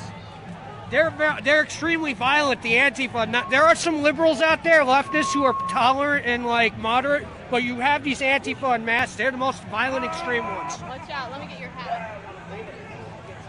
It's gone, it's tear gas all over. Okay. Let's move back behind here, because honestly, we don't need to be getting tear gas anymore. Just hold on to me. All right, so my camera guy is down, guys. Literally, my camera guy is down. His eyes are so puffy and swollen right now, can't even see. So I'm just kind of gonna wing it. He's holding on to my arm so that, you know, because he's blind right now. But we're gonna kind of move back.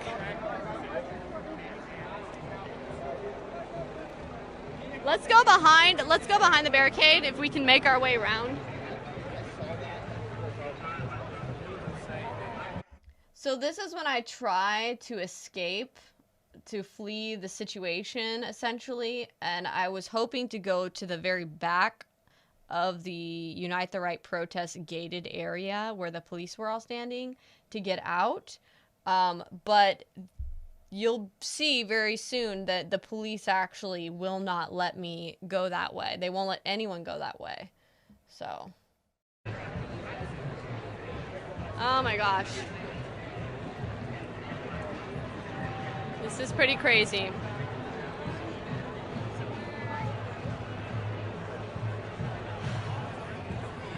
Okay, so here's some more of the people here. To Unite the Right. There seems to be a barricade here. You can see more tear gas over there where the Antifa are at. The problem is I got sprayed directly in the face. Direct face? Oh my gosh. So our camera guy got a direct hit to the face. Direct hit. Oh my gosh. All right. Okay, so I'm not really sure what is going on. I don't really, actually, I thought, you know guys, I thought that maybe the National Guard was being deployed because of the fact that you see tear gas, but in actuality, the tear gas was brought by Antifa, it looks like, because I could, oh, another one. Watch out. We gotta get out of here. All right. They threw it back. They threw it back. I gotta get my vision back for us to safely get. Okay. Here. Okay, let's go. Come on. I mean, I just gotta, yeah. This is crazy, guys. What do you think about all this? It's insane. It's fucking insane. This is crazy. Okay, literally, guys, I'm just gonna tell you, the smoke, those smoke bombs that the Antifa are literally deploying, it makes it really hard to breathe. Oh, excuse me. We can't come out? Which way can we go to get out? The way you came in. The way we came in. I have to wait till I get my vision back. So we're kind of stuck here right now, and it's... Oh my God. Uh-oh. People are jumping over the barricades. All right. Let's get over the barricade. Yeah, notice that female officer basically said that the only way out is to go through Antifa and to go through the left-wing mob that was on the other side with pepper spray, baseball bats, tear gas, water balloons with chemicals and urine and feces. So at that point, the people on the right were trapped, and the Antifa started hitting hard with tear gas and panicking people. You can see the barricade go over. They're trying to get out. And the police, at this point, forced them to go through the Antifa. Oh, you're going to get arrested if you do that. No, I'm not. They can't keep us in here. They can't keep us in here.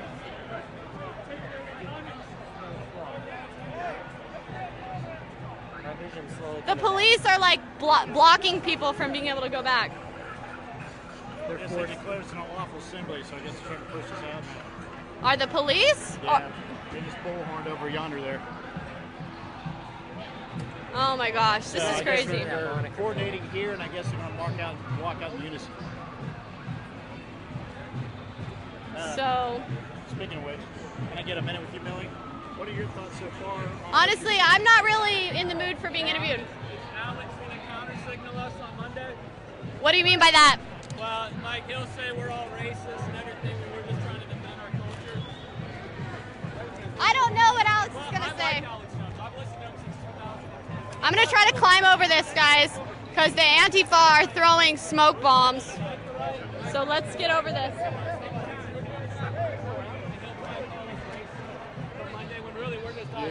Yeah, I'm good. Okay, how are you going to get over? Here, just step up.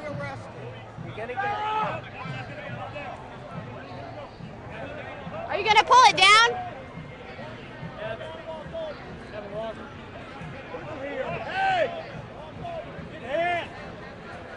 Push it down, all right. You're good.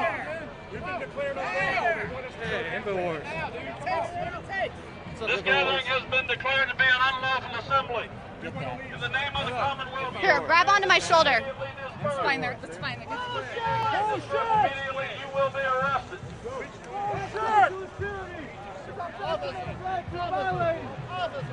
Officer, you are violating the First Amendment of the United States. Yeah, thank you. All right, this is an unlawful assembly now, guys. If we don't leave, we're going to get arrested. So we're going to have to, unfortunately, oh my gosh, this is crazy. This is such craziness that they're literally telling us we have to leave, but we have to leave going out the same direction that the Antifa is at. So they're literally going to force people to walk into the crowd of Antifa. This is getting intense, guys. I really feel like hopping this fence. Like, this is such craziness. And my camera guy is like blind right now. Literally, he has to hold onto my shoulder. He cannot see. So, officers, are the other side having to leave as well? Is the other side gonna have to leave? I know him though. It's cool. Hey! Yeah. Oh, dude, it's hot. What do you think about them, the police shutting down your right to be here to protest? I think it's a little unreasonable. We have a right, as everybody else, to have our own freedom of speech. We're here to not get violent. We're here to just take a stand, try to protect our heritage. That's the point of the identitarian movement. And the Antifa and a lot of liberals try to shut out our... If you do not disperse immediately, you will be arrested. Do all sides have to leave, or just all sides have to leave? Yes. Okay. You too. Okay. It's unlawful. You have to ask somebody else higher than me. So he says he has to ask somebody else higher than him.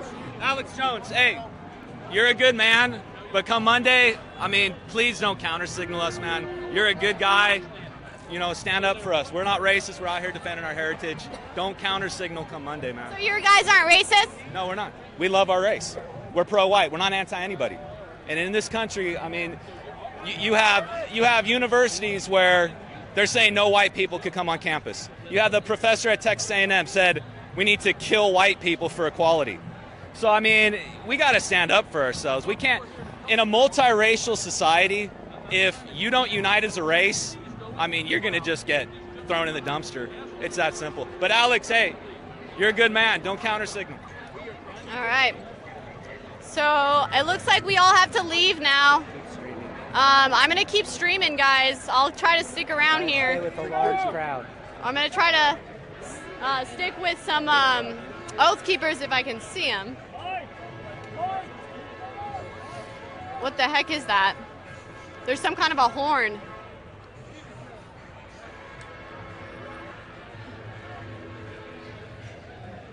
So let's see what's going on here.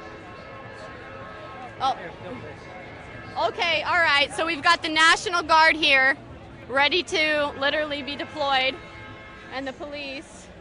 They've let people. Okay, so look at that. I mean, they've got riot police. You can see them in their gear. The riot police are all right there with sheriffs ready to go. I think I thought at the time it was National Guard. Oh, wait. Yeah, there's military, it looks like, right over. It looks like in the right corner you could see guys in military. Yes, I am. Kill Alex Ho. All right. So what brings you out here today? So yeah, they were basically staged there, and let's kind of fast forward. They were staged here this whole time, and they never intervened. Never. What kind of garbage is that?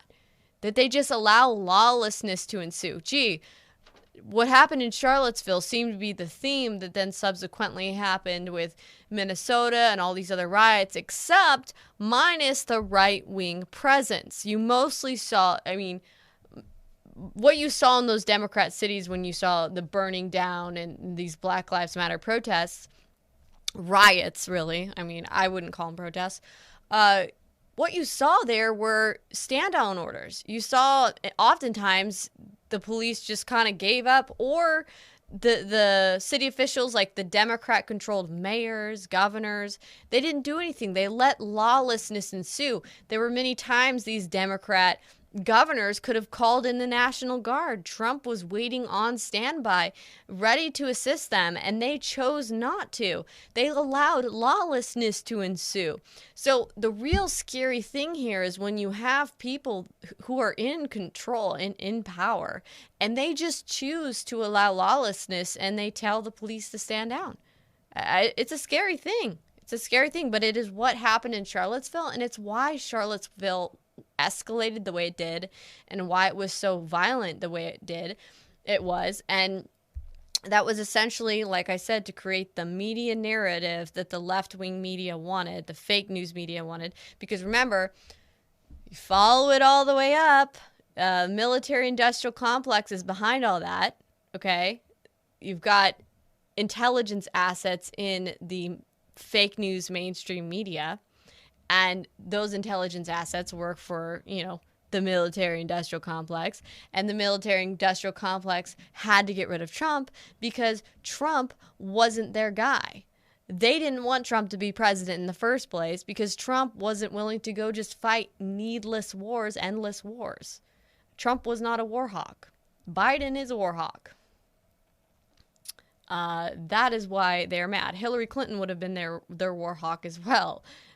So, yeah, they had to do something to get rid of Trump, and what better than to run PSYOPs on America and put American lives in danger in the process. Instigating people to come out here and get violent against the Unite the Right rally attendees. You are commanded to immediately disperse. If you do not disperse immediately, you will be arrested. Bullshit. So I have a question. Where are we supposed to disperse to? Because you guys have us blocked in gates. This gathering has been declared to be an unlawful assembly. Yeah, they're literally, like, we're gated in here with these cattle gates, and they're forcing people to literally exit into the street where the Antifa are at. It's filmed that they're just standing there. The police are just standing there. It is your job as white men to defend anyone's free speech in this country, and we have the permit to back it up.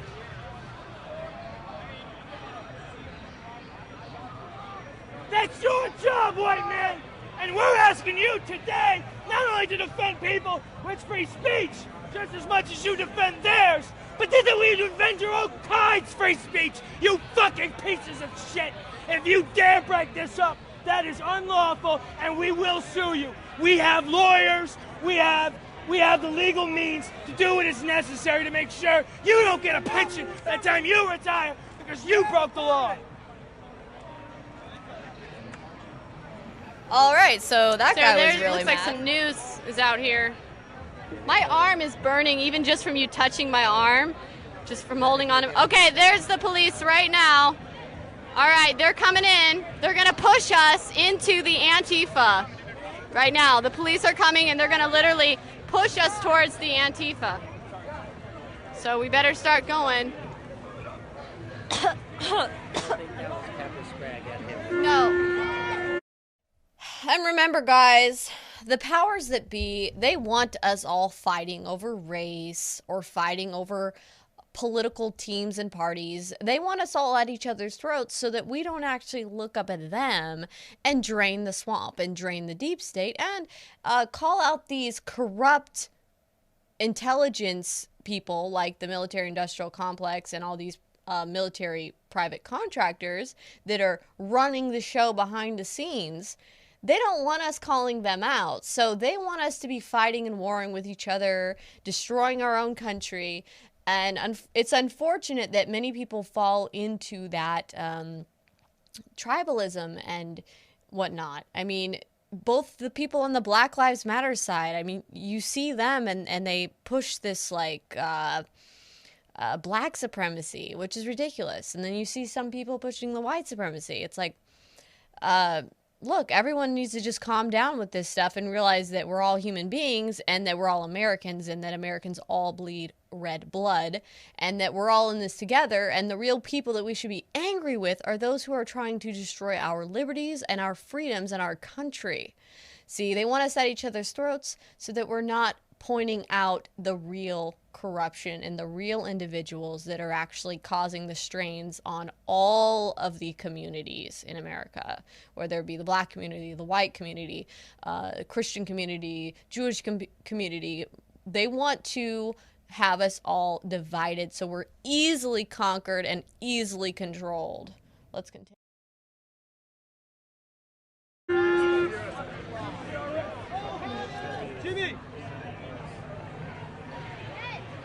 Oh my gosh, this is crazy, guys. This is really crazy.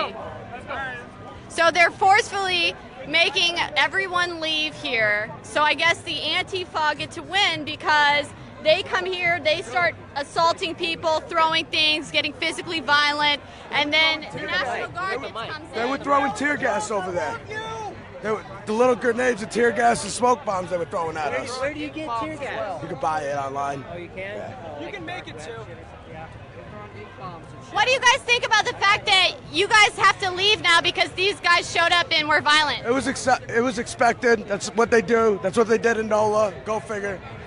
Yeah, this could have been planned at higher levels of their city leadership in coordination with the police. They probably knew this was going to happen. Shout out to Alex Jones, though. Thank you very much for spreading the truth. Alex Jones. Yeah. What do you think about all this? I think it's crazy. I mean, I've been down in New Orleans for all of those monuments and riots and stuff, and this is just absolutely crazy. I got it. But yeah, we gotta move.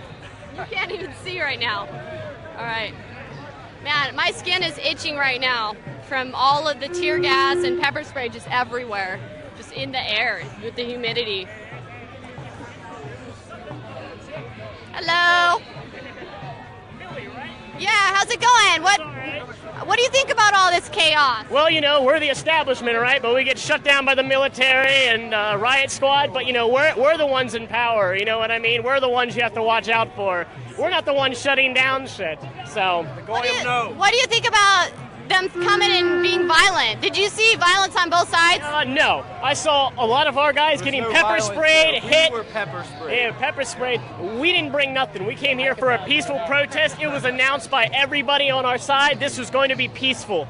That's what this was, a peaceful protest. Together. We weren't the one pepper spraying. I saw people bleeding from the face. So. Yeah, here, I kind of want to get my helmet if we're going to have to walk. Wait here for a second.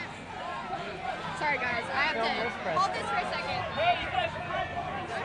Yeah, I'm back in action. My vision is finally back.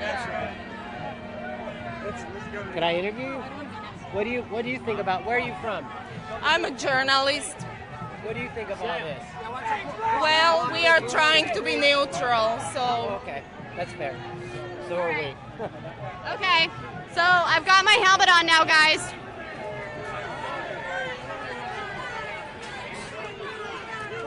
So the police are making us walk right in front of all these guys that have been throwing pepper spray. See? You see him? Just go. See him? So some guy just pointed to me like, you better watch your back.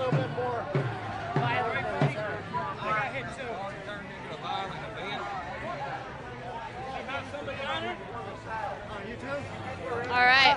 Me too. Yeah, what's up, dude? What? Just stay around here. We need to get as much as we can. I want to get the police going in. Okay. My vision's more or less back. Okay. I'm standing now for freedom. The freedom to speak. The freedom to Oh my gosh.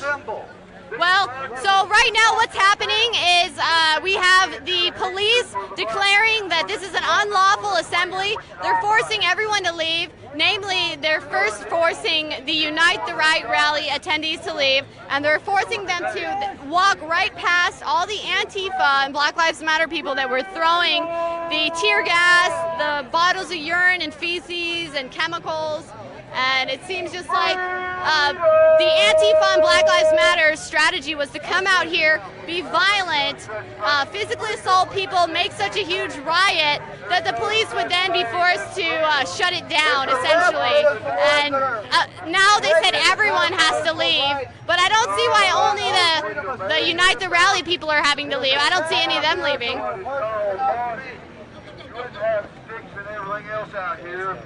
All right, we're gonna go. If your people wasn't attacking us because we wanted to speak our mind, we wouldn't have to carry the sticks that you talk about. Let's stick by the Oath Keepers, honestly. We're gonna. We should stay by the Oath Keepers. No, it's about saving America and getting the trash out of it. This is not saving America. You're destroying America is what you're doing. Coming out here with this hatred is what you're doing. Yeah, you're doing about hatred. Why do you think the police are out here like this? Because you're doing it in the wrong way. This is the wrong way you're doing about it in sin because you got the leader of sin saying you burned your legs and wouldn't allow the clan with you nor the Boston Nazi.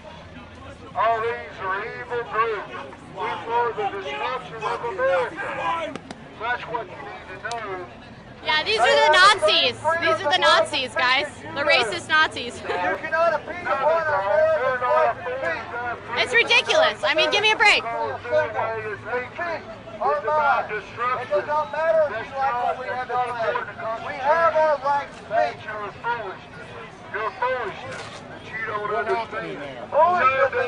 What this is really, everyone's leaving because it got too violent. The people, the counter protesters started throwing bottles of urine, smoke gas canisters, feces, all kinds of attacking people. And so the police declared it an unlawful assembly and said that everyone has to leave. And they started pushing the people on that side out. Did anyone who committed the assaults get arrested? No, not that I've seen. The police completely stayed out of it.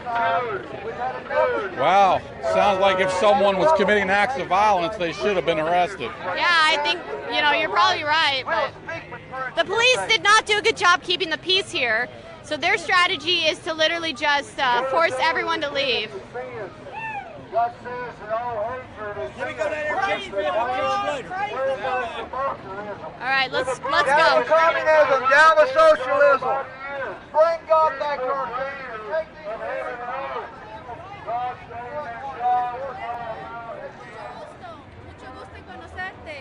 Mucho gusto. Hasta luego.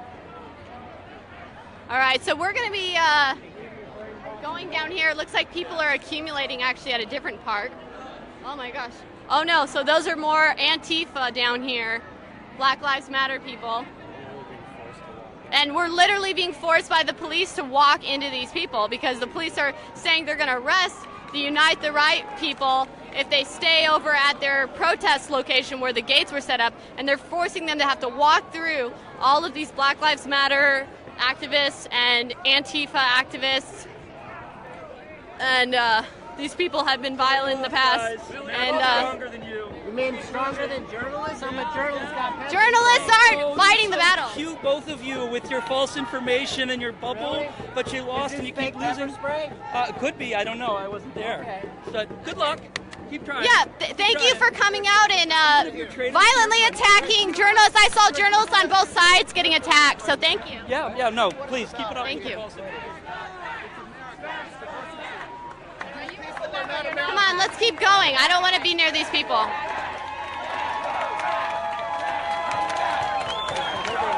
right, we need to be right here. Get over here. All right, so the police forced the alt-right people out, and now the Antifa are cutting them off. Okay, so look at the stance. Let's back this up here. Here come the right-wing people. And it looks like some 3%ers. And look at these Black Lives Matter protesters. Look at these women. They start stretching their bodies out to block them. And see those red flags? It's IWW. Those are IWW flags. We should be right here. Which is communist. Lord! Yeah! The best!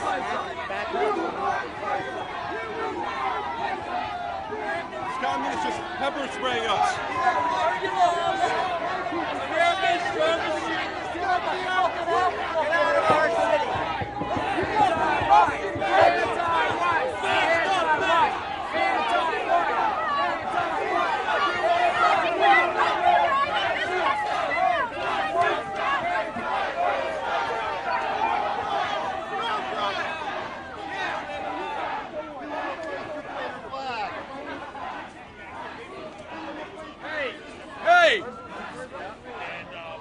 So if you guys are just now jumping on this feed, what happened is the police declared it an unlawful assembly and they evicted the Unite the Right rally attendees and they forced them because the way the cattle gates, oh watch out, watch out. Watch out. Hey, get back, unless you want to get pepper sprayed again. I'm not trying to get pepper sprayed, thank you. Okay, just point the camera over here while I'm talking. Okay. So what seems to be happening right now is the Unite the Right rally attendees are being forced to leave by the police. The police have declared it an unlawful assembly, and yet the Antifa, Black Lives Matter people are still standing around and they're not leaving. The police said that if the attendees for the Unite the Right rally stay, it'll be an unlawful assembly and that they will be arrested. So essentially what Antifa and the Black Lives Matter groups did was they came out here, started violence, fights, threw urine, threw water balloons full of feces, chemicals, urine, all kinds of, they pepper sprayed people, threw tear gas canisters. And I'm kidding you guys, I'm not kidding you guys. It was literally all of this craziness was coming from the counter protesters out here. And I mean, it was pretty bad. I saw a lot of people get pepper sprayed, and yet they successfully have shut down the free speech of the people that came out here to protest today at the Unite the Right rally. Now, you may not agree with the views of the people at the Unite the Right rally entirely. However, everyone has a right to free speech in this country, and both sides technically have a right to peaceful protest. However, all I've seen so far is the Unite the Right rally attendees have been, for the most part, peaceful, whereas the Antifa, right from the beginning, as soon as they showed up, they got violent. There were some Black Lives Matter people and some other church groups out here singing, and it was peaceful at first, but literally right when the Antifa rolled in, it instantly got violent. So we can pretty much blame the violence entirely on Antifa. It's like the police are going to let them take the place. And it looks like the police are actually going to let the Antifa take the place. I mean, just outside the park, I'm here right now with Millie Weaver of Infowars.com, and here I am. My name's Mustache Matt. I'm a reporter too for Infowars.com. Infowars.com. Infowars.com. All right. Joseph Watson debate happening. I'm not going to debate Paul Joseph Watson. When's that debate happening? It's not happening. Did he wimp out? He's literally going to die soon, but we will try to get you guys live streaming as soon as possible. It looks like there's still fighting going up there.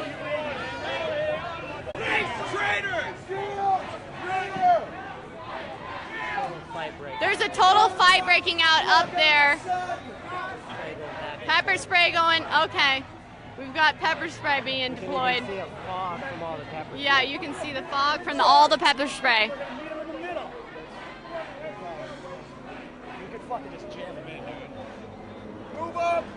All right, they're doing. I'd get back in the action, but I can barely see, so I'm just kind of staying back because I can't afford another spray like that. Your eyes are, yeah, bloodshot red right now.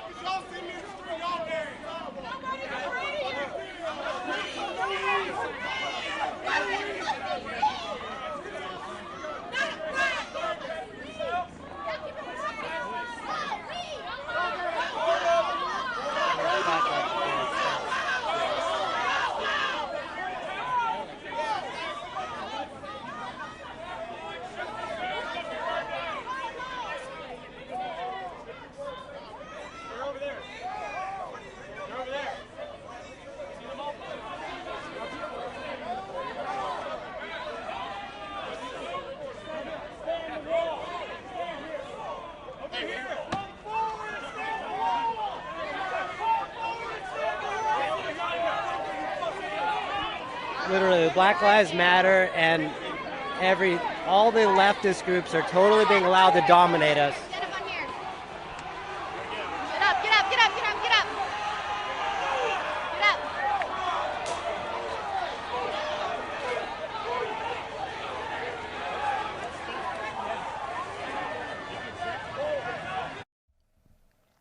up. Okay, so it looks like at this point, the right-wing people, there were right-wing people that were being congested and being stopped up a little ways back, so they just started charging through the crowd up here that were like the Black Lives Matter, and there were other people up there.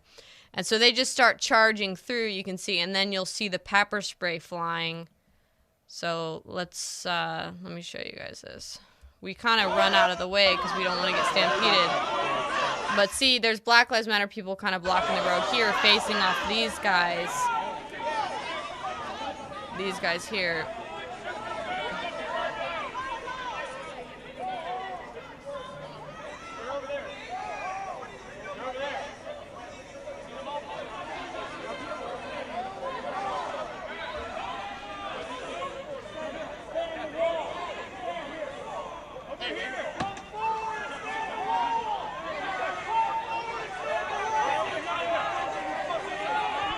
Literally, Black Lives Matter and all the leftist groups are totally being allowed to dominate us. Get up on here.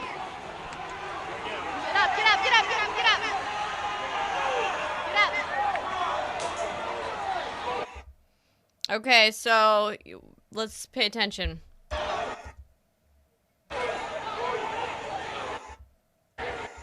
Okay, I saw a stream of pepper spray here.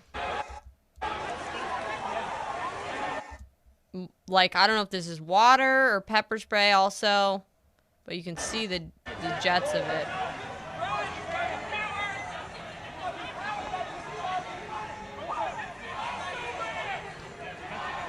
So Spencer got what? Zapped with whatever they were shooting. Okay, it looks like more tear gas has gone off over there. We better kind of get back. All right. A fire. Do you see a fire being... I don't know if it's a good idea to be staying over here. Put out. Let's go.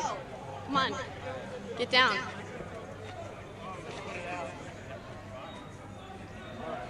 Don't worry about it. Okay, so at this point, we pretty much decide that it's escalating, and so we decide to kind of get out of the situation and to leave.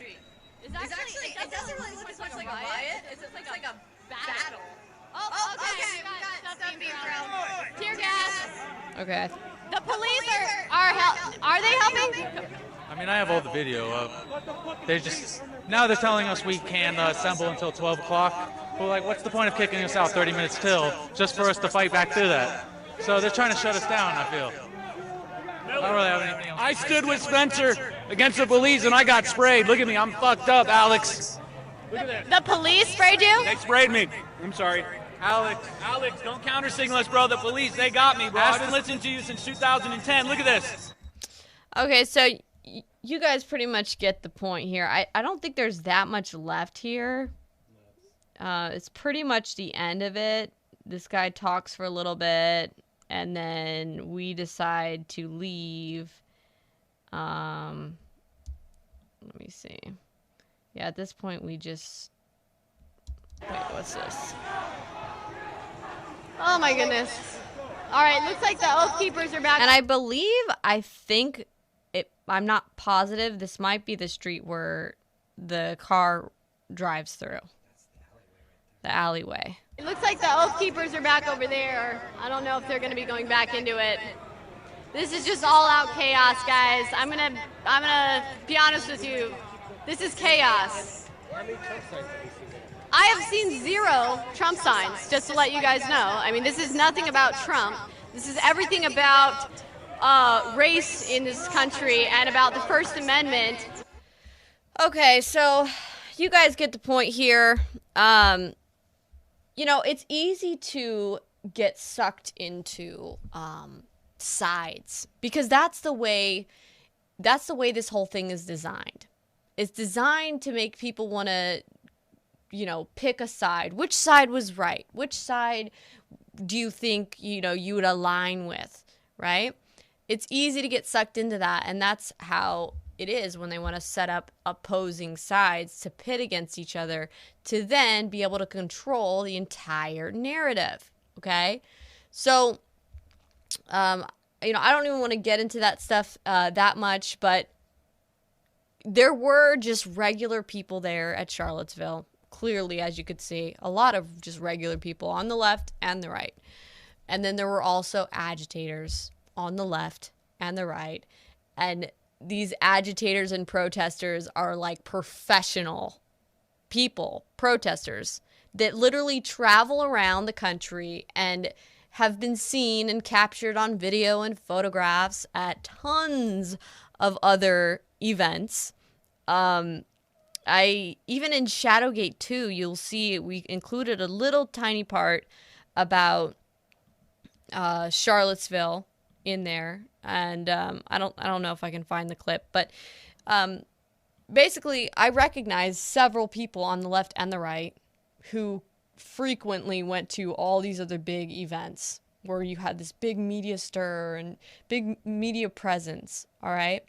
And the bottom line here is that when you have these military private intelligence defense contractor companies, and they are hiring people on the left and the right to go out there and be agitators and to control situations, literally like operatives in the field, giving commands, doing, you know, telling people what to do, what to wear, logistics, okay? And then at the same time, you've got FBI informants. You've got people who have had criminal records, and then they get linked up and put into positions where they're joining these extremist groups and then giving information to the FBI and also being directed to do things by the FBI. And we know that the FBI hates President Trump. I mean, the leadership, Comey, the conspiring that they did against President Trump with this whole Russia investigation, and the military-industrial complex hates Trump as well. So it's clear to see how you have this false battle scene going on between the left and the right, And there are just organic people there. And there are useful idiots on the Antifa side and on the right-wing side that are wanting to go out there and clash in the streets. But I have to ask you this. Who gains from it? Who gained from Charlottesville? The left-wing media. Joe Biden, he's running it as a literal campaign ad. They used it as a smear campaign against Trump. The whole thing was just a big hit piece. And let's remember that these stances for defending free speech, you know, free speech is crucial, and you have to be able to defend free speech in this country. But why are these always happening in Democrat-run cities with Democrat mayors that give police stand-down orders? If you remember Berkeley, you know, the Democrat mayors gave these stand-down orders in Berkeley as well. I'm going to also go to the Flyover America stuff where what happened after Charlottesville. I do want to show this little tiny clip of the Democrat mayor for Charlottesville talking about Charlottesville. So let's go to that. Including the city's mayor at the time, Democrat Mike Signer. Groups that previously had been stuck in the shadows and at the margins and at the extremes were brought into the mainstream, and that's why they felt welcome to try and unite the right in Charlottesville. At the end of the day, it's a city of, you know, just under 50,000 people, and we were this target for forces much bigger than us. You are the Jewish mayor of a small southern town. I imagine you've gotten a lot of trolling and a lot of harassment. Oh, yeah, hundreds of messages on Twitter, mail at my house, a cartoon of Robert Ely pressing the green button on a gas chamber where my face had been photoshopped into it with a Star of David on my lapel in reference to the Confederate statue issue here in Charlottesville. I saw you that night over at the county government headquarters, and you looked stricken. Stricken is not a bad word for it. I wish that we had known more. I wish that we had been given more information by the state intelligence apparatus. Did they say anything? Oh, baloney. They knew full well what was coming to Charlottesville. And this is Virginia. Virginia is the intelligence hub of the nation. There are so many intelligence contractor companies there, it's insane. They knew full well because they were the ones behind it. But see, he's playing dumb like, we didn't know this was happening, otherwise we would have been more prepared, and this thing just escalated out of control, and we couldn't do enough at the time. No, you knew full well what it was, but you gave stand-down orders because you wanted it to happen. Things like, hey, these guys are gonna come with clubs, they're gonna come with pepper spray, they're gonna come with, you know, implements of violence? No. We had one briefing with 3 members of the Virginia State Police who came and talked to us on city council. They did not present us with any evidence of a credible threat. As I understand it, about 10 people altogether have been prosecuted from those days. Does that sound accurate to you? It sounds like it should be a lot higher.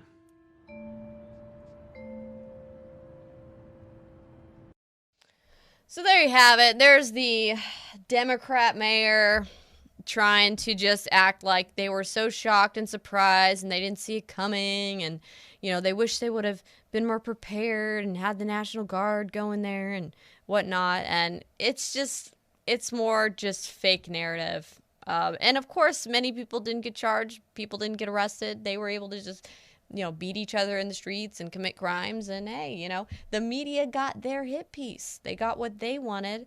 So that's all that mattered. Now, let's talk about what happened right after Charlottesville. Okay. When I was live streaming at the time, I was live streaming on, I believe it was the InfoWars Facebook page and the Alex Jones Facebook page when I was doing coverage down there. And the videos got like so many views. It was insane. The video footage went viral. People were taking little clips.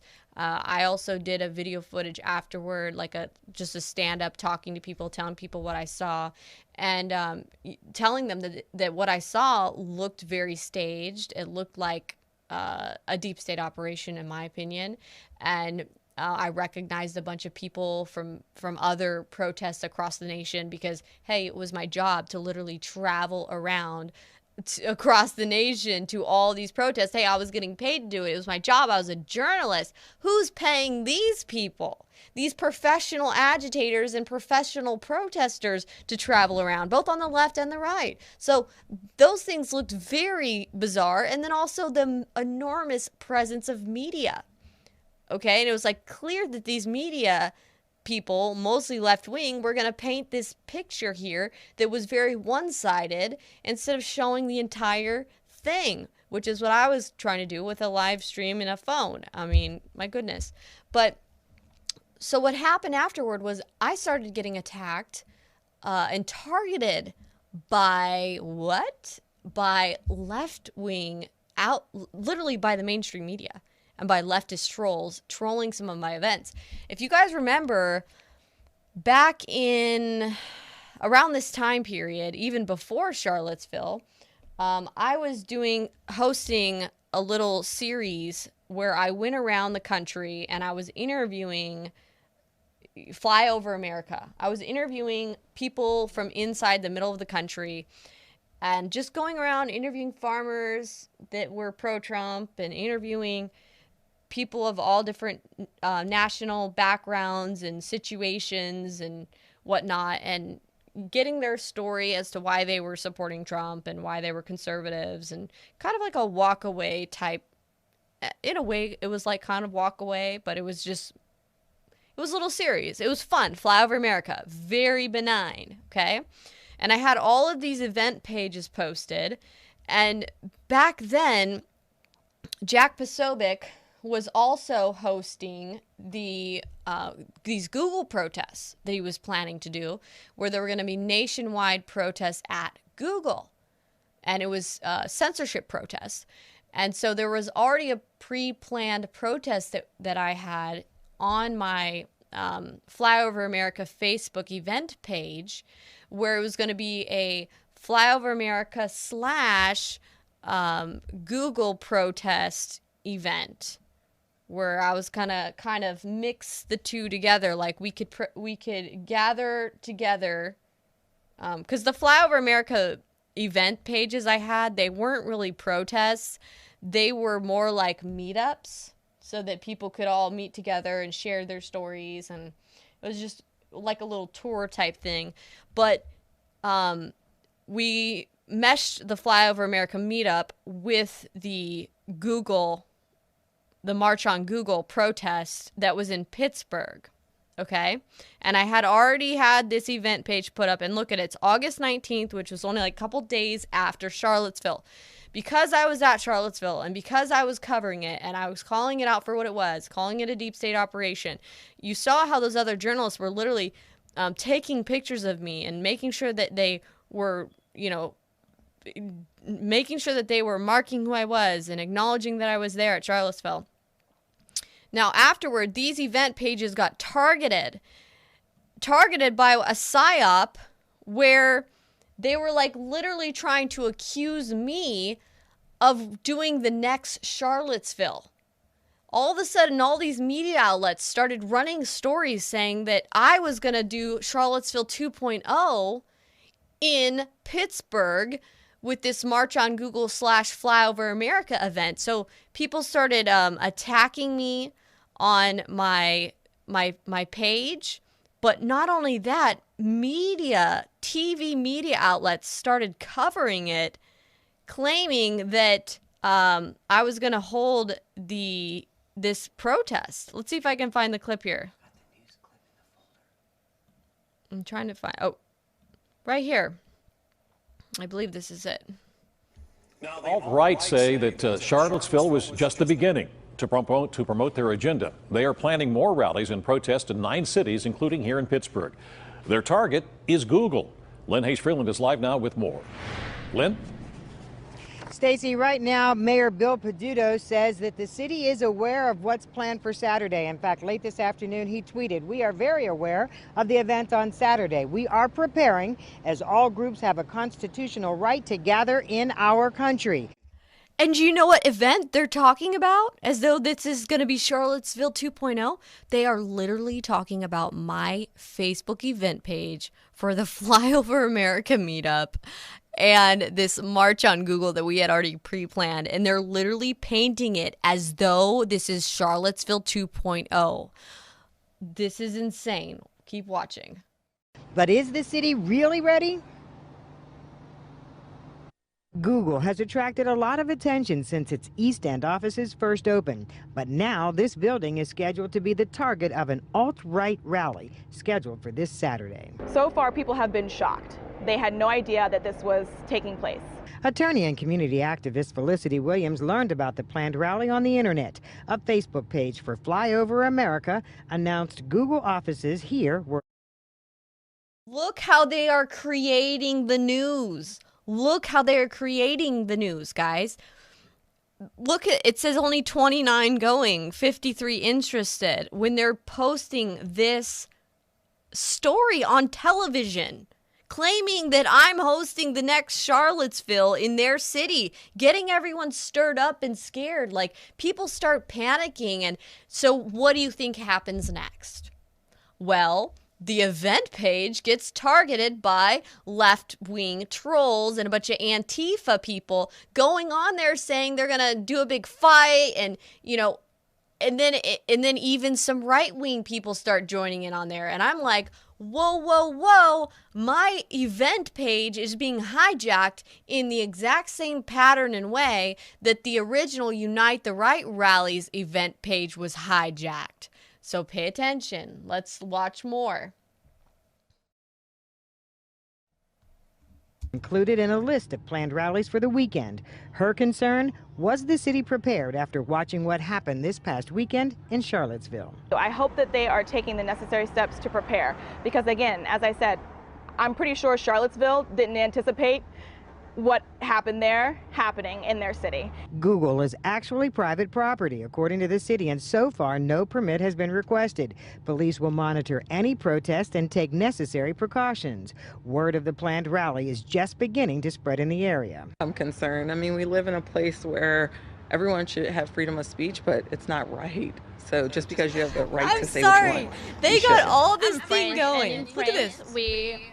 We are aware big to news protest story. about everything, and when we want, we can protest.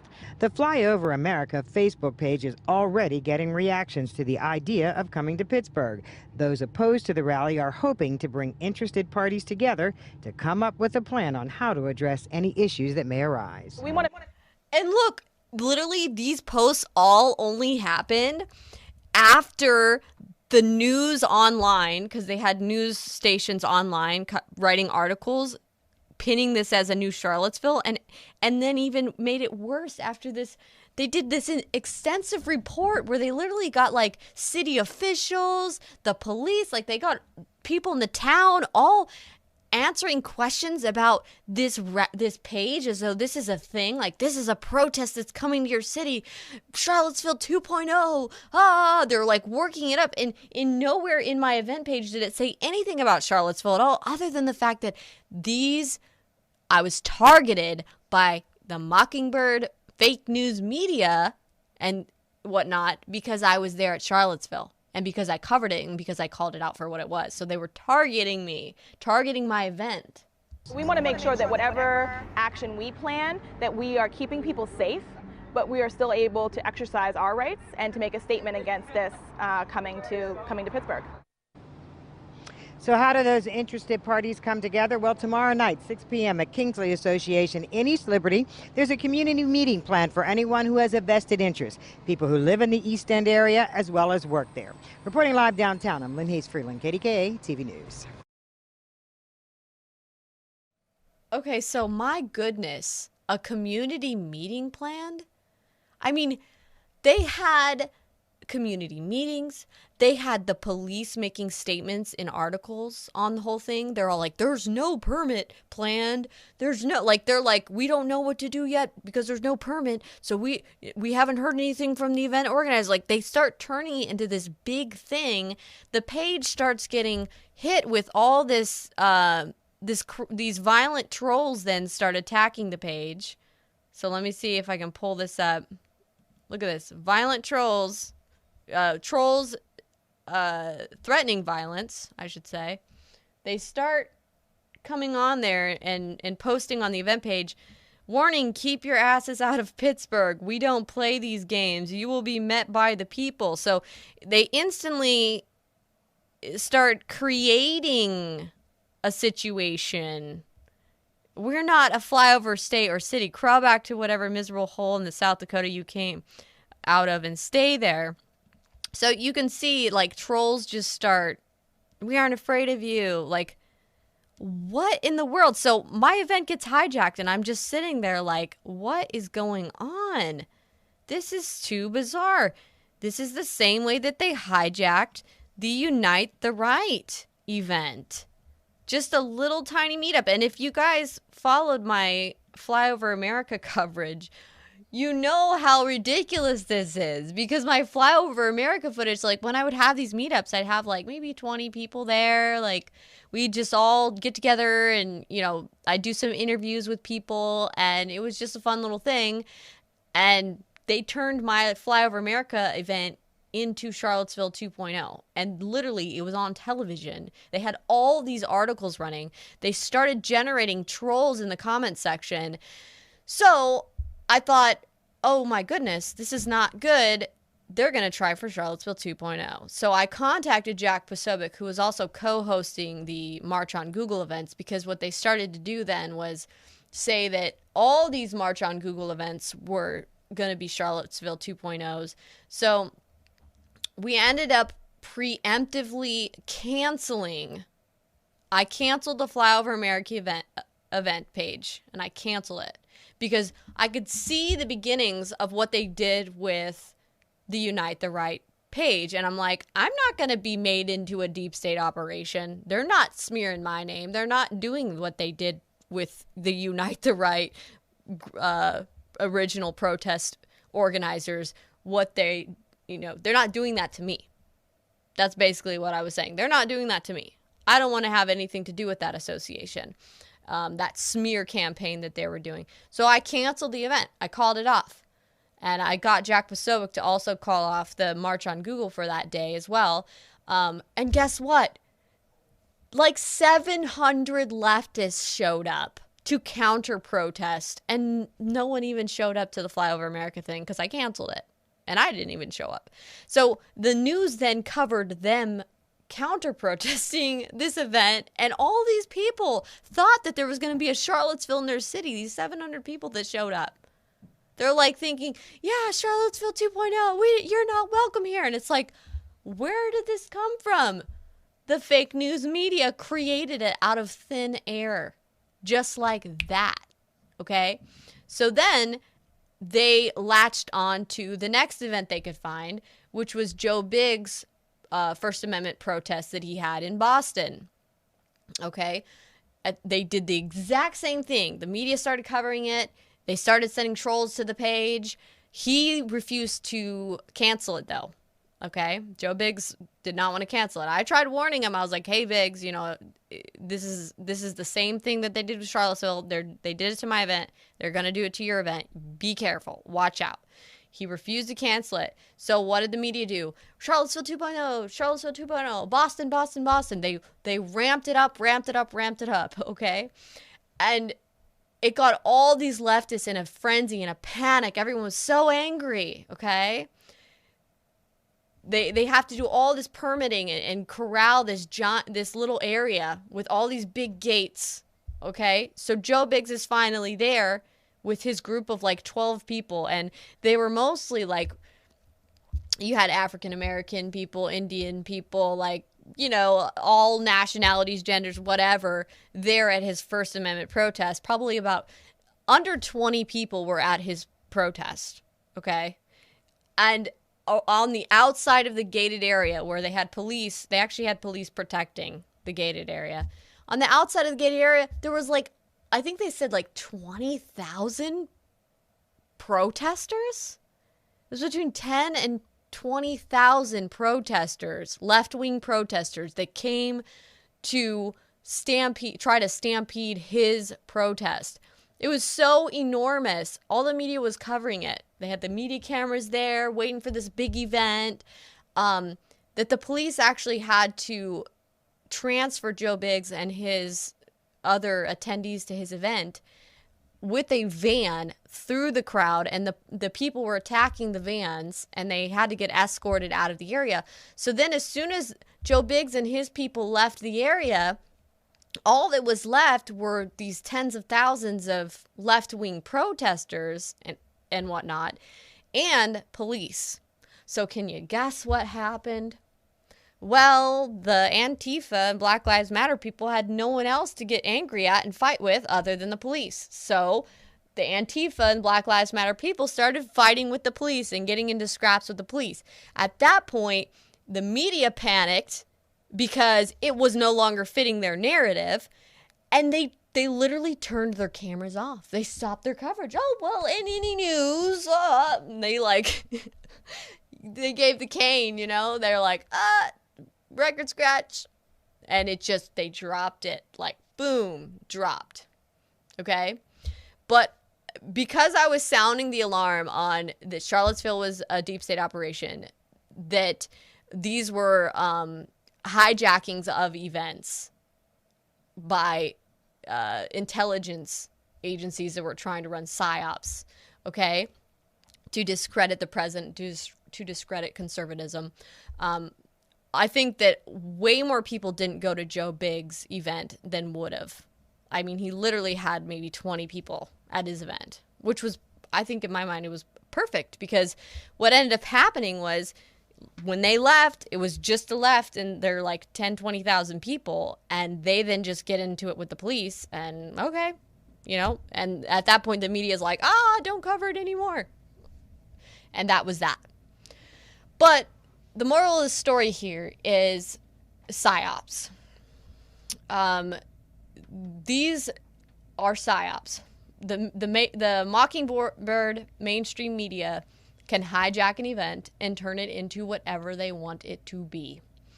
They can send IA assets into there. They can send agitators. They can send their own department. Or they can send their own defense intelligence contractors in there in whatever uniform or outfit. They could be dressed up like an Antifa. They could be dressed up like a right-wing Trump supporter.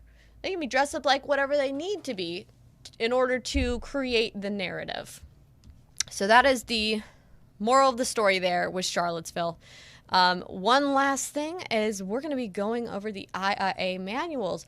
Some people have requested this because after we released Shadowgate 2.0, we showed some screenshots from the IIA manuals, and these have never been seen before by just regular people, and technically they don't say top secret. So thank you, Patrick Berge, for getting this information to us. So let me go ahead and okay, I can't show the front page here, so okay, I'm on mine. All right, let me see. Here we go. All right, here's page 2. We're starting at page 2. There we go. Mist. IIA. All right here. Let's get into this. Purpose. Provide an approach to assist USA SOC in the training and execution of MISTs. Background, insufficient resources and continuity to train and enable a high rate of success for MIST. Okay, let's go back to, here we are. Let's talk a little bit about MIST, Military Information Support Teams.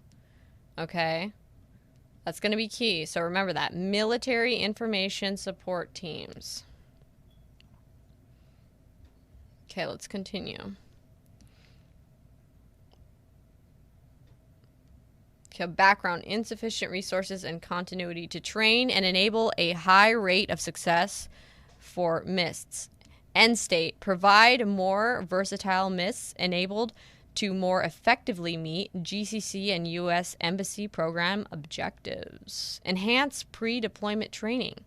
Ensure a mutual understanding between MISTs and DOS officers. Review ongoing embassy information, outreach, and influence programs. Provide a clear policy focus and strategic focus for MIST personnel. All right, let's get to the juicy stuff.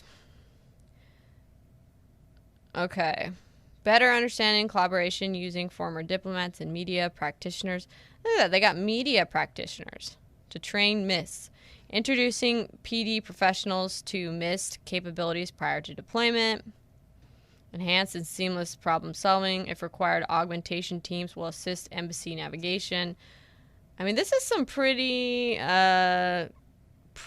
organized stuff here. I'll just let you guys read this. Wait. Media. Coordinate and provide local media services. There you go. So they're coordinating and providing local media services.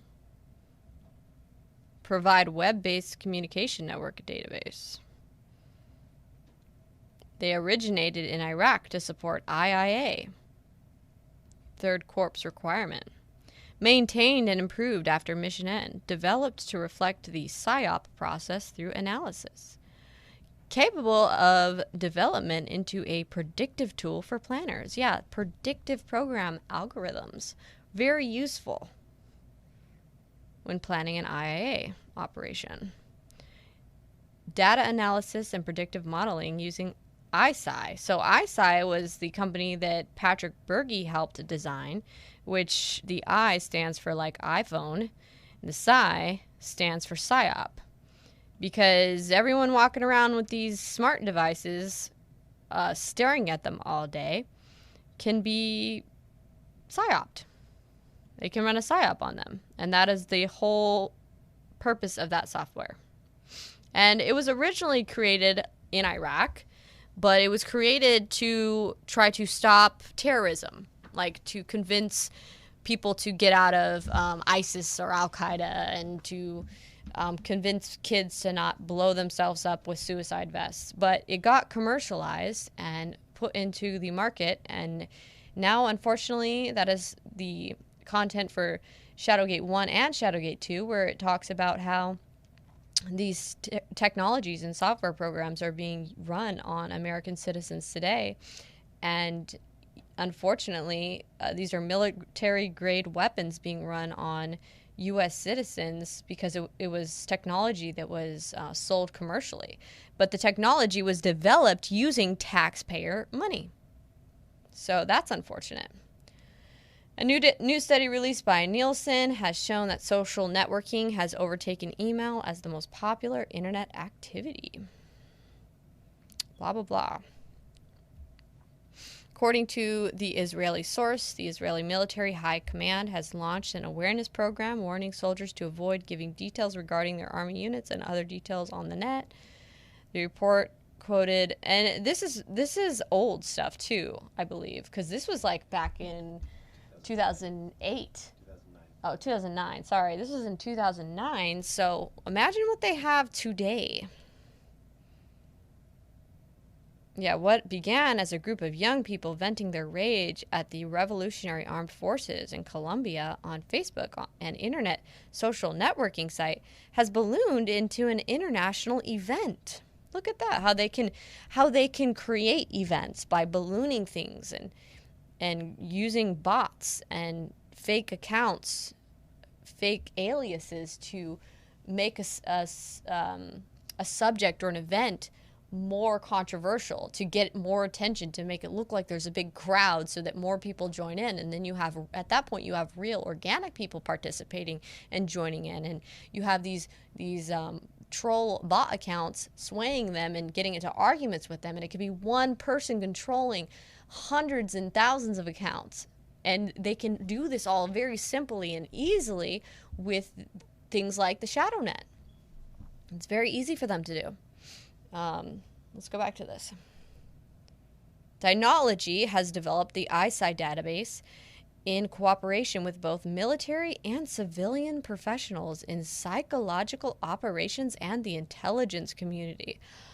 Yeah, like I said, they use like top psychologists and psychiatrists to develop this, you know, PSYOP warfare that now is being used on us. I mean, top minds were used to develop this. It was not a low budget thing. Simplified user interface allows for easy and accurate collection of data collected during online social network surveillance and influence operations. Collected data is easily exported for analysis, predictive interpretation, and flow modeling. Yeah, they love to use the data to do predictive program models with algorithms, and they can predict outcomes. So someone could have, like, let's say, put Charlottesville into an algorithm and put all their bots in there, and they could have run predictive programs on an event before it happened. Like, perhaps they decided to choose my event for my Flyover America because they ran predictive program models and they found that it would likely generate an outcome that they found favorable. It's very, very calculated. The first thing you see when logging into ISI's homepage is a detailed view of recent activity on target websites and most active entities. All right, tabbed browsing allows you to easily display engagements, targets, meaning there are targeted people, entities, personas, and administrative controls. So you might be somebody who is joins into a feed and starts offering an opinion that doesn't go with the left. I guess let's not use left, right. It doesn't go with the false dichotomy that the IAA operation is trying to create and the narrative that they're trying to create. So if you are, you know, just organically jumped into a thread, a feed, a post, whatever, and you start swaying people and getting people to think outside of that controlled narrative, at that point you might find yourself being attacked by a bunch of accounts and ganged up on or dogpiled on, and many of those accounts could very well have been these IIA accounts that were just bots, chat bots, and it could be one person running a program on you that's just boom, boom, boom, hitting you with, and it feels like you're being ganged up on by a bunch of people, but it's just one person.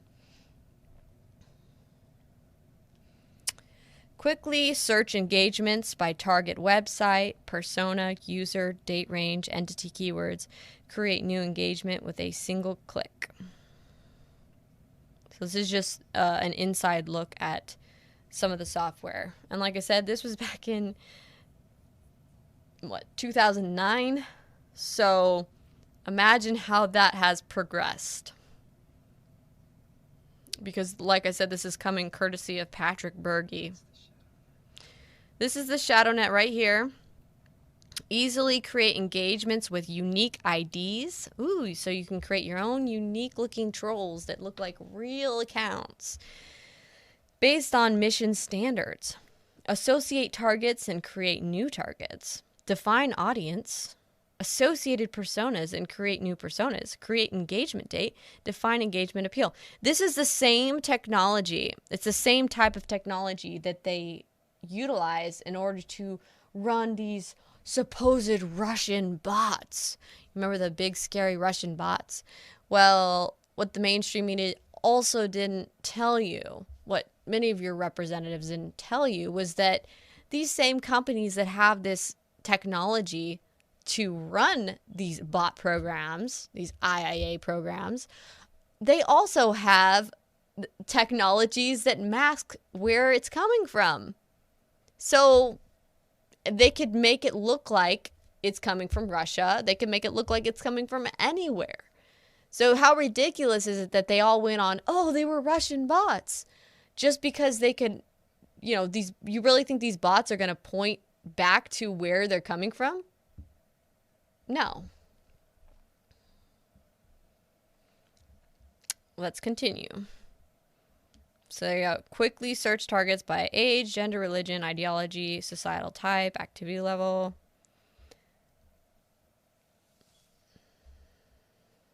So this is just more of inside of ShadowNet.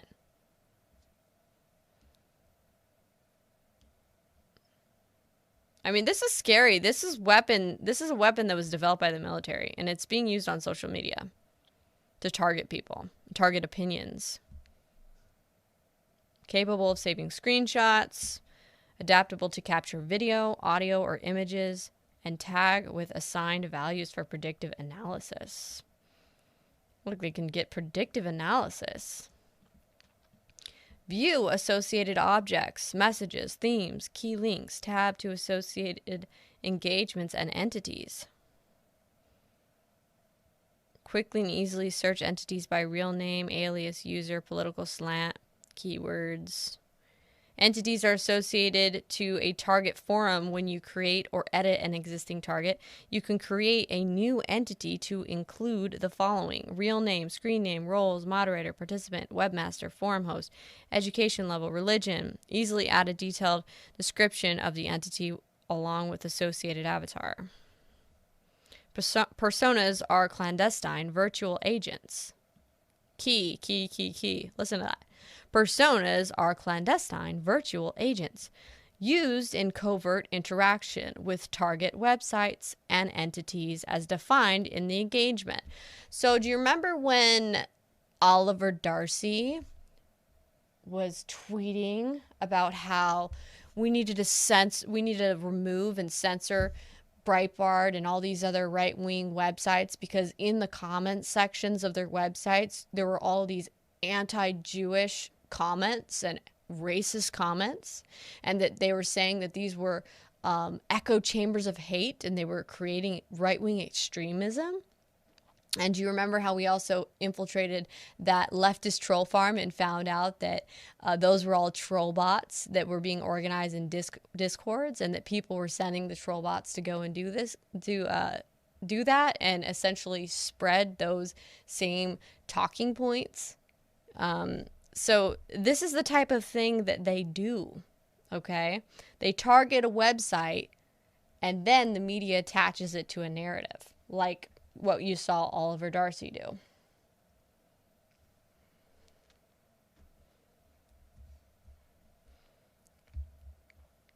So yeah, this is just more showing you how you can define the persona details, political slant, level of education, religion, all that stuff. Showing you like the users. So this is what it might look like inside, the users that you're managing. You can assign roles. Dynology uses freeware, COTS, common of the shelf. I think it's off the shelf technology, and proprietary solutions for anonymity and network security. Each solution provides its own unique capabilities in varying environments depending on what best fits the needs of the mission respective to network security. Tor, the Onion Router. Tor is a freely available network anonymity proxy service, also known as the Onion Network. It acts as it sounds, using a layered approach to anonymity. Thousands of users around the world download and install the software that act as proxy servers to all members of Tor. When a Tor client goes online, its traffic is passed through any three of the thousands of available proxies. Data first goes through an entry node, then passes through a middle node proxy, and then an exit node. The entry node never knows who the exit node is, and subsequently the exit node never knows the entry node, thus creating an anonymous network for its users. This is, of course, a very simplified description of Tor's anonymity. The proxy server you get is random, and getting a server which is being heavily used can affect performance. We get around this with a script we developed called NewName, which allows the end user to easily request a new server if performance is slow as a result of heavy traffic. Concealment. Tor is freeware and is used by people all over the world, oftentimes for malicious purposes, and who are trying to conceal their identity. When used for clandestine surveillance, you blend into your target's environment by looking just like them. COTS hardware and software not only provide cost-effective solutions to mission-critical network security, but also provide numerous other benefits, such as concealment. Using hardware and software available to the public allows you to blend into your target's environment in the event your client's system is compromised. Definitions and signatures for up to the minute threats and vulnerabilities are immediately available in most cases, before the threat is even realized to the public and exploitable by your target. End users are familiar with COTS hardware right out of the box, requiring less training time. Hardware and software manufacturers work hand in hand in development, creating a seamless deployment. Anonymizer, proprietary proxy service, providing high-performance security and availability for anonymous network access. Used by U.S. International Broadcasting Bureau, IBB, for VOA, Voice of America, a free proxy service available to Iranians for circumventing the Iranian government's attempt at blocking international internet access. Simple, easy-to-use drop-down tools for proxy access using Internet Explorer and Firefox. Being a fee-based service, performance is much faster than that of Tor, which is freely used by anyone. So then here you see anonymity with Firefox and IE. Easy user interface allows fast proxy access to specified regions with a simple drop-down menu. Very easy to use. Virtual XP DirtyNet client exists in a non-persistent state. Every day at 3, the client is restarted and returned to the exact state that it was at when deployed from template. Remote into virtual clients. Okay, so I think you guys get the point here. We're pretty much almost done. I'll keep reading if you guys would like. Abstract. An example is considered, this is flow modeling. An example is considered in detail for the Iranian government decision-making process where relevant individuals and groups, their interactions, and their role in the decision-making process are explicitly modeled. This analysis illustrates a flow model representation of social networks.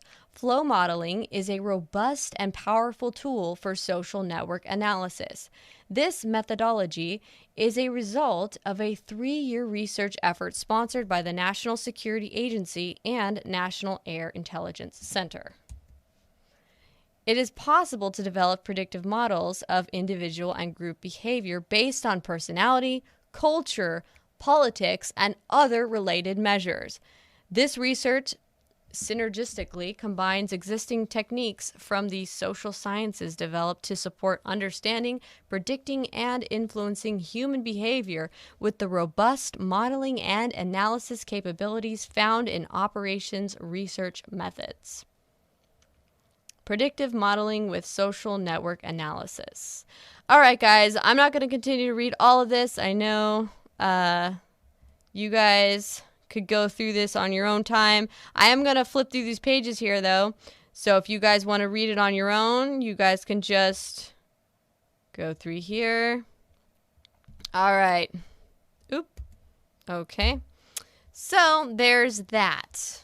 But you get the point. You get the message. IAA operations are very capable. Oh, sorry. There we go. Sorry about that.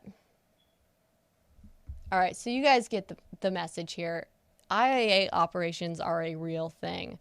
We went through this IAA manual that thankfully we were able to get a hold of, and it really spells out the technologies that they use, how intricate they are, that these technologies were developed using taxpayer dollars for the military, and that it got put into the commercial market, and now, you know, these corporations can get their hands on it. Anyone can get their hands on it. They got their hands on it for election meddling and everything else. So this is what you're seeing, and this is why you're seeing so much division on social media, and people are wondering, why has Facebook just become this political influence place now? Do you remember when it used to just be about family and friends, and you would look at your friends' pictures? How often do you even see your friends' pictures? You know, you see all these political posts all the time because they are running influence operations on people. That's why you see this tug of war over social media and the control of social media. And that's why they're banning conservatives, they're banning free speakers left and right, is because they are terrified of people's ability to influence on social media. They know it is a powerful tool, and that is why they're utilizing it. And of course, the military has developed PSYOP warfare weapons that are being deployed now commercially on Americans. Disturbing. So I hope you guys enjoyed this long, in-depth, you know, I guess you could say, watch party, where we went through all of the Charlottesville footage that I had collected. I think I even have another video here of me just talking about it after the fact. I'll let you guys watch that, and then I am going to close out. So let's watch this last video. Where is it? All right.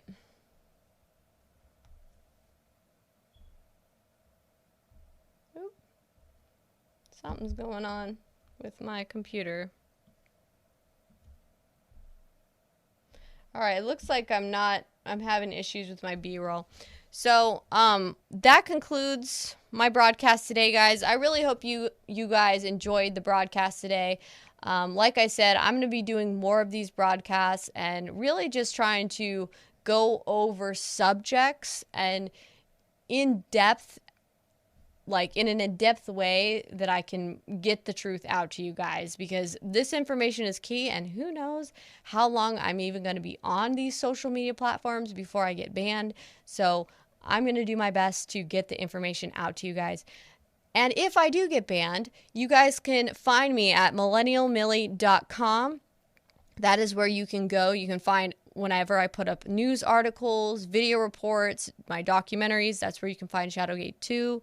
It's also up on millennialmillie.com. You can share the article for Shadowgate 2 on Facebook and other social media platforms.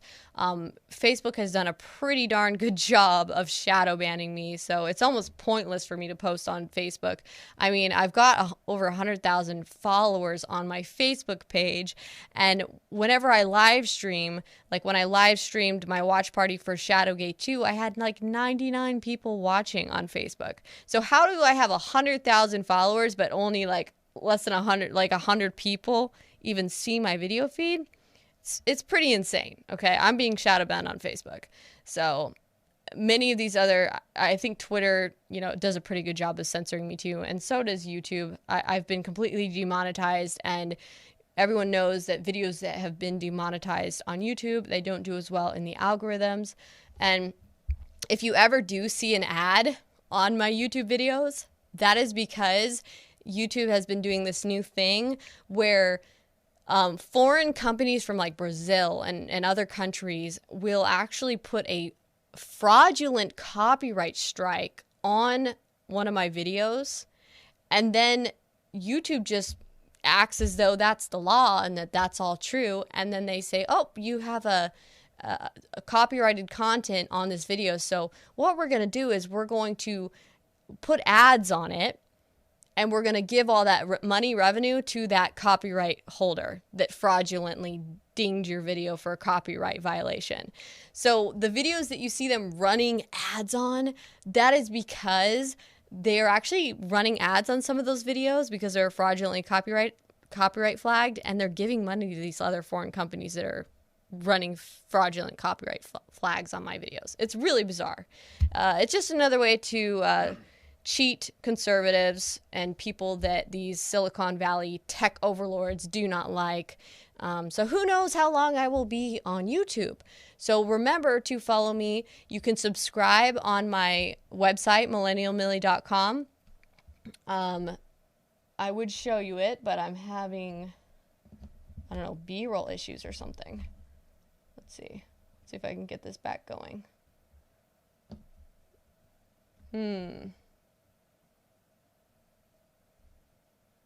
Yeah, not looking good. So you can just go to millennialmillie.com, and that's where you can find my website. I have a subscription mailing list, so I can email you guys news updates, video updates. I also have wonderful products on my website, and your purchase supports my work. You can go to my site and you can find shirts like our new Drain the Swamp t-shirt. This is a really cool shirt. This is actually a men's size large. So that's kind of what that looks like. And it has really good quality prints. I mean, the print is really high quality. It's Drain the Swamp because that's what we need to do. We need to drain the swamp, get the DC swamp out of there. They're destroying our country. They're undermining it. So there's that. Get them while they're hot. And then we also have the Shadowgate t-shirts.